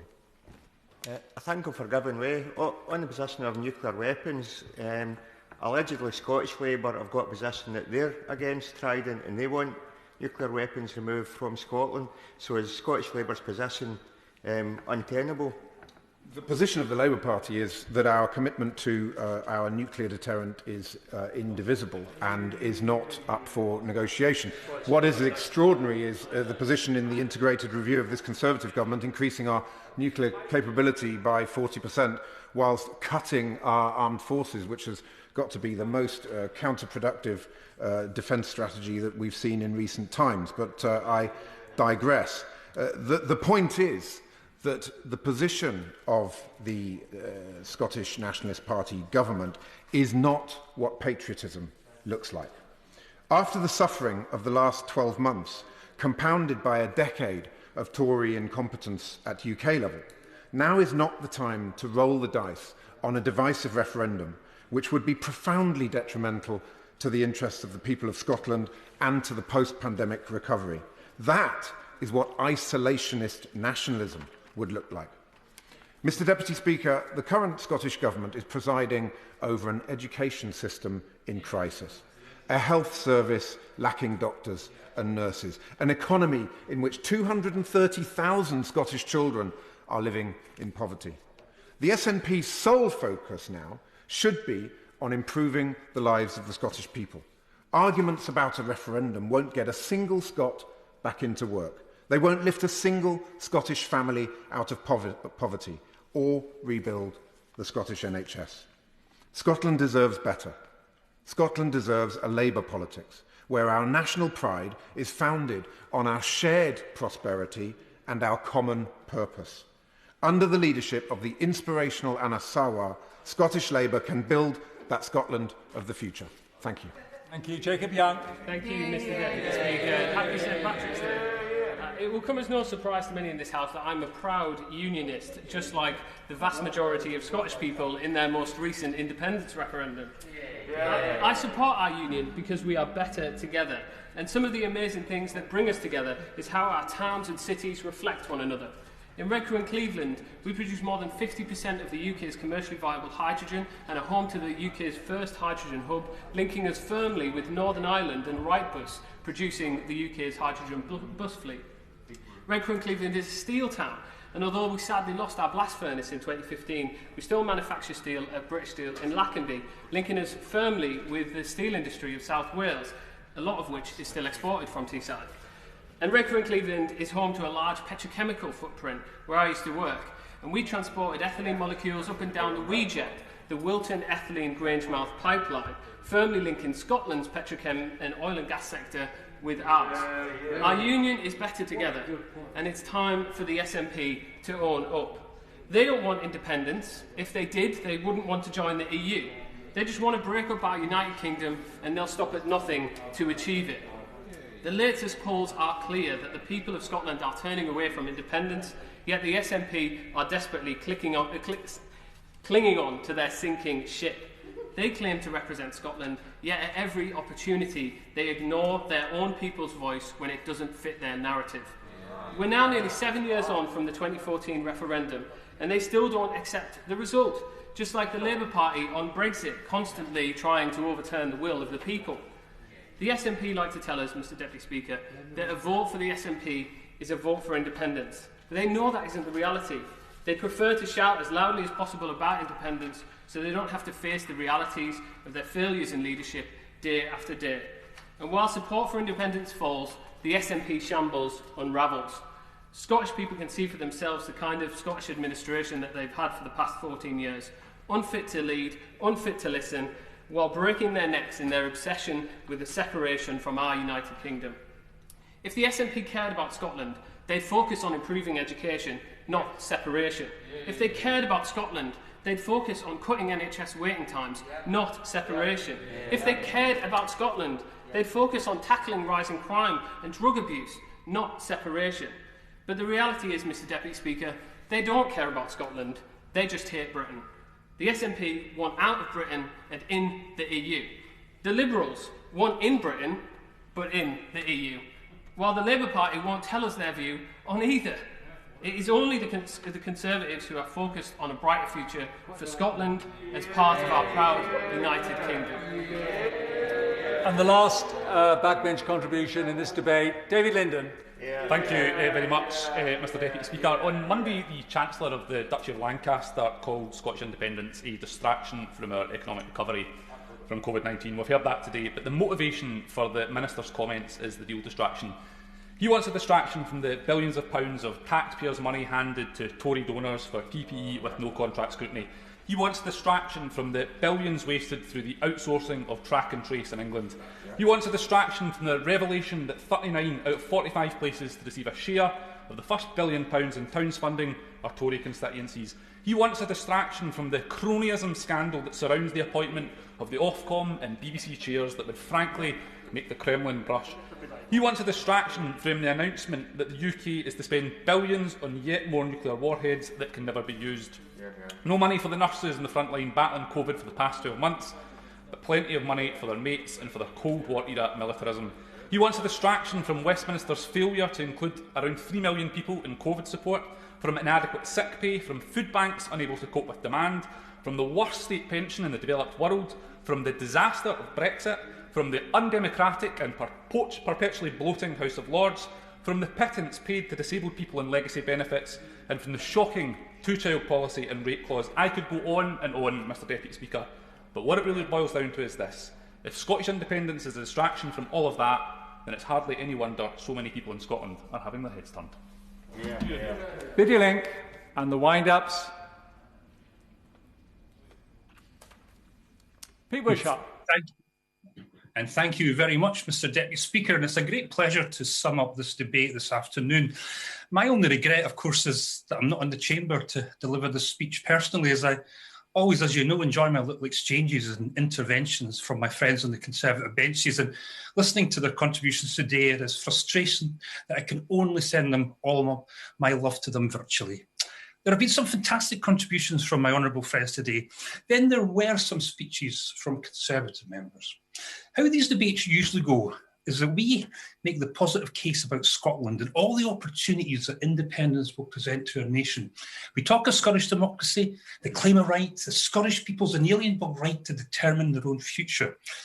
Then the Conservatives get to their feet to tell us why none of this is possible, why we'd be better off with them and the governments that they would impose upon us. Today's been a sort of variation on that theme, with so many of our Conservative friends telling us what we should be debating today, sort of forgetting that this is our opposition day and it's really a matter for us, with all due respect to them. Independence in the Constitution is the defining issue in Scottish politics. And if anything, it isn't debated enough. When asked in the latest STV poll, independence was rated the most important issue that would influence the choice of the Scottish people at 44%. And my honourable friend, the member for Edinburgh East, is spot on when he said that when it comes to how we recover from COVID, undoubtedly the most important issue in Scotland, we need the full powers of independence to fully secure the recovery that Scotland requires. I always wonder just what exactly the Scottish people think when they watch these debates and some of the curious views of Conservative members. I'm sure they find it all very amusing and bewildering. One of the reasons we bring these debates is to allow the Scottish people a glimpse of the thinking of the Westminster Tories on our nation. And our friends are in fact the biggest recruiting sergeants we have. And I thank all of them once again for all their efforts and for everything that they do for the cause of Scottish independence. Their efforts won't be forgotten, and in a few short years, the Independence Cross First Class will be awarded to everyone from the Honourable Member for Eastleigh to the Honourable Member for Bolsover. And if I can, I will personally present them myself. The choice that will be offered to the people of Scotland in the next few weeks is, who do you want to run our beautiful country? You, not you, Mr Deputy Speaker, but you, the people of Scotland who live and work here, or them, Boris Johnson's Conservatives and all their Brexit horror. I was trying to discern from their speeches just what exactly they still have to offer Scotland. Listening to them today, it's quite clear that their union has run its course and it simply has absolutely nothing more to offer the Scottish people. There is no positive vision for Scotland in their union, nothing more to offer, nothing more to give.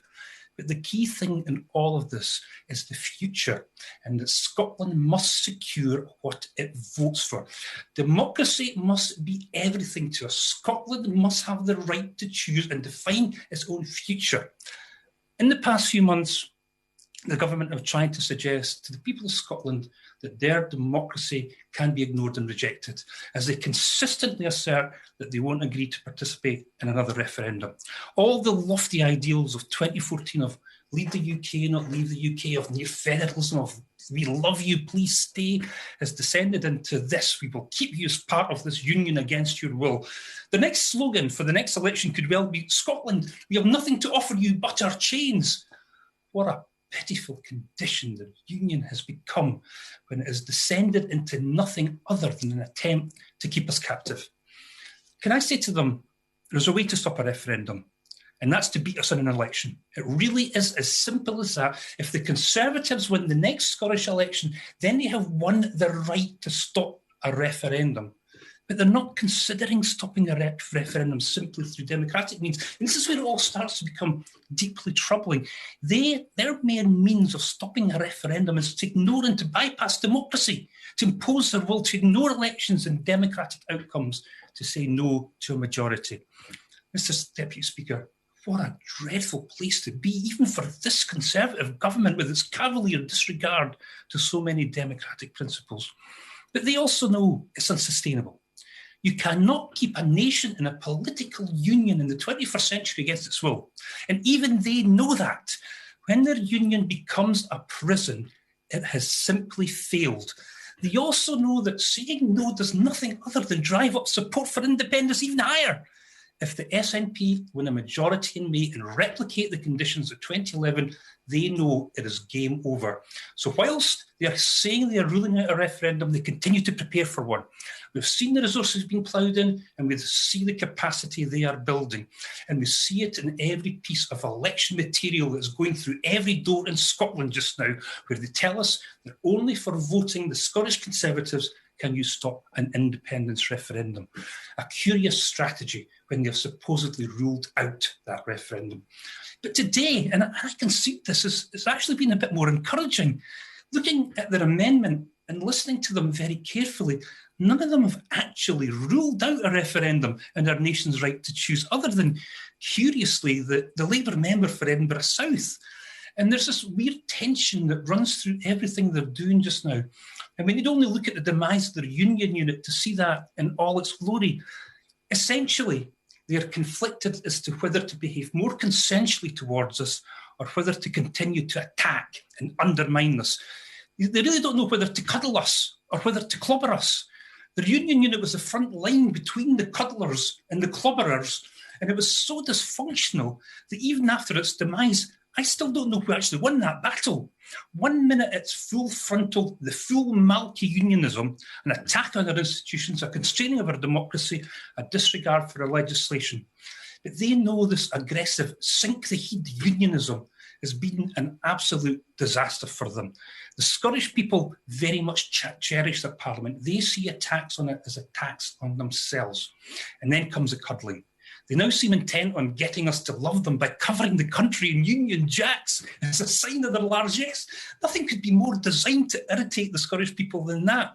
When I first heard of this, I thought it was some sort of grotesque joke, but they're actually serious about this. Now, I don't know who advises them in all this nonsense, but all I can say to our agents and sleepers in Whitehall is you're doing a great job. It will soon be time to come on. So May will be the great independence election. And I know they're encouraged by a couple of opinion polls showing support for the union coming back a bit, and they've taken such delight in the one today which actually asks the Brexit question, not the independence one. So this is going to be an election about our future. So I would say to them, let's be constructive. Let's work together with the principle of democracy at the heart of everything we do together. If it's clear that the Scottish people want to secure the referendum and independence, let's respect that. If they win in May, they earn the right to stop a referendum. If we win with the backing of the Scottish people, that must be respected too. Beyond democracy, there is only chaos. Let's all agree to be Democrats. Ian Stewart. Thank you, Mr. Deputy Speaker. It is a great pleasure to wind up this important debate, which has been passionate and, on the whole, good-natured, with one or two small skirmishes. And I should say, first of all, it is always a pleasure to follow the honourable gentleman for Perth and North Perthshire. I do sincerely mean that. I really enjoy his performances and admire his passion and dedication he shows to his cause. But I'm afraid, Mr. Deputy Speaker, we've heard it all before. It is, as my honourable friend from Bolsover said, another spin of the greatest hits record. And while it doesn't come as any surprise to me that they want to use this debate, which they could have chosen any subject for, to rehash their tired old arguments about why the United Kingdom should be split up, it is, I think, a great missed opportunity to debate some of the more important issues. I must take up the honourable gentleman from Perth's comment that we haven't debated independence enough, separation enough. As my honourable friend for Dumfriesshire, Clydesdale and Tweeddale said, they've not stopped talking about it since the day after the 2014 referendum. So the idea that they've not had enough airtime on this is, I'm afraid, completely laughable. Let's face it, they could have chosen any subject for debate today. With the Scottish Parliament elections less than 2 months away, I would have thought that they would want to use this debate to showcase their achievements from 14 years of running the Scottish Government.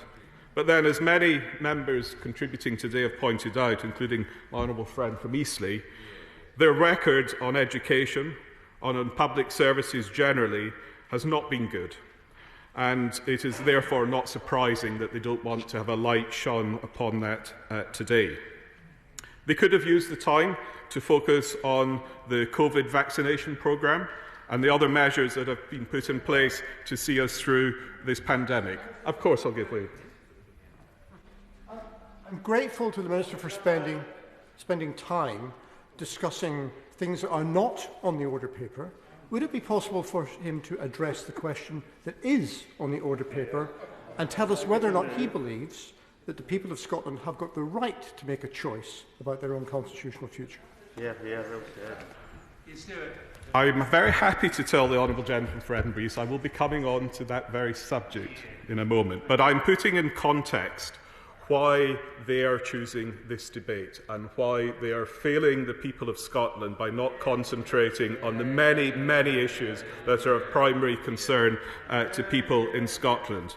And the reason they don't want to talk about the vaccination programme and the COVID measures is that that would be to admit the effective partnership between the UK government and the Scottish government, something that undermines their perpetual grievance narrative. They could have used this debate to make their points about the security and international challenges we all face, but that would concede that together the UK is much stronger than the sum of its parts. Or they could have used this time to consider the economic challenges and opportunities we all face post-COVID.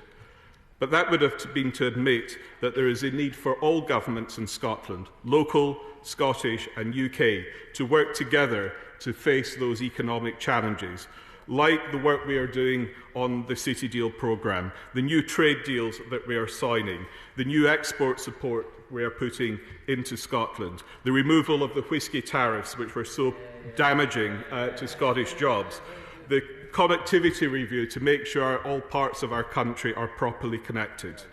But no, they chose their time to rehearse the same tired old arguments.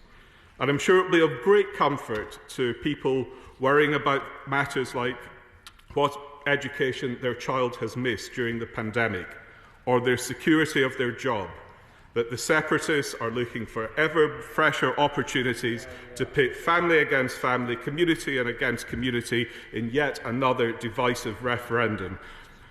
And given that Glasgow will be hosting COP26 later this year, the eyes of the world will be on us, and we will be showing our global leadership on climate change. What message would it send to the world when Scotland is looking inward and debating constitutional matters which have been settled many years ago? I've already given away once. I want to respond to some of the points that members have made. They have the wrong priorities, and I can only imagine the debate they chose today was to shore up their core support and distract attention away from their domestic troubles and their failures in government. So, Mr. Deputy Speaker, let me turn to some of the points that members have made in the debate, and I do apologise if in the next 3 or 4 minutes I'm not able to get through all 30-plus contributions. The Honourable Gentleman for Edinburgh East, I thought, made some very telling comments in his contribution. First of all, he made a vain attempt to wriggle out of being called separatists. But that is what their mission is. It is to smash apart one country, our country, as so many members in the Chamber today, on both sides of the House, have demonstrated the importance of family, business, cultural and other societal connections. It is ripping apart our country. And as my honourable friend for Broadland said, we are not just a family of nations, we are a nation of families. And I think it would be a disaster, as my honourable friends for Innismon, Meriden, Hayward and Middleton, Guildford and many others have said, to rip apart one of the most successful partnerships the world has ever seen. He also let the cat out the bag and said that the referendum might not be this year, it might be very early next year. Well, as my honourable friend from Murray said, the COVID pandemic, the challenges from it, doesn't end with the flicking of a light switch. The challenges that we will have to rebuild our economy and society and children's education and the mental health of the nation will run on for many years. And the fact that people in Scotland want their governments to be focusing on that, I think they will take very badly this obsession with having a referendum within the next 12 months. The honourable gentleman for Edinburgh South, I think, also made a telling point that when people cast their votes, they don't cast it on one issue. What drives people's votes will be manifold. And the poll out, I believe, today showed that only 8% of people regard the Constitution as a driver of their votes. And I believe he referenced Professor John Curtis in making that point. It is therefore absolutely arrogant for the SNP to assume that every vote cast for them is a vote for another divisive referendum. And I don't think the people want to see that take place. The Right Honourable Gentleman for Rochdale made the importance of connectivity across the United Kingdom. I'm delighted that is something we are addressing through the Union Connectivity Review, something that the SNP refused to take part in because it dares have the word union in it. That, to me, is a mark of a very childish and single-issue focused party. Unfortunately, Mr Deputy Speaker, time prevents me from referring to all the points I would like to in this debate. I will conclude with this. Scotland voted decisively in 2014 to stay part of the UK. We are respecting that democratic decision. And now is the time to be focusing on getting livelihoods and the economy back after the COVID pandemic.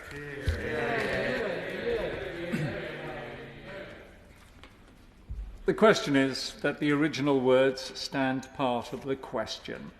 As many as of that opinion say aye. Aye. Of the contrary, no. No. Division, clear the lobbies.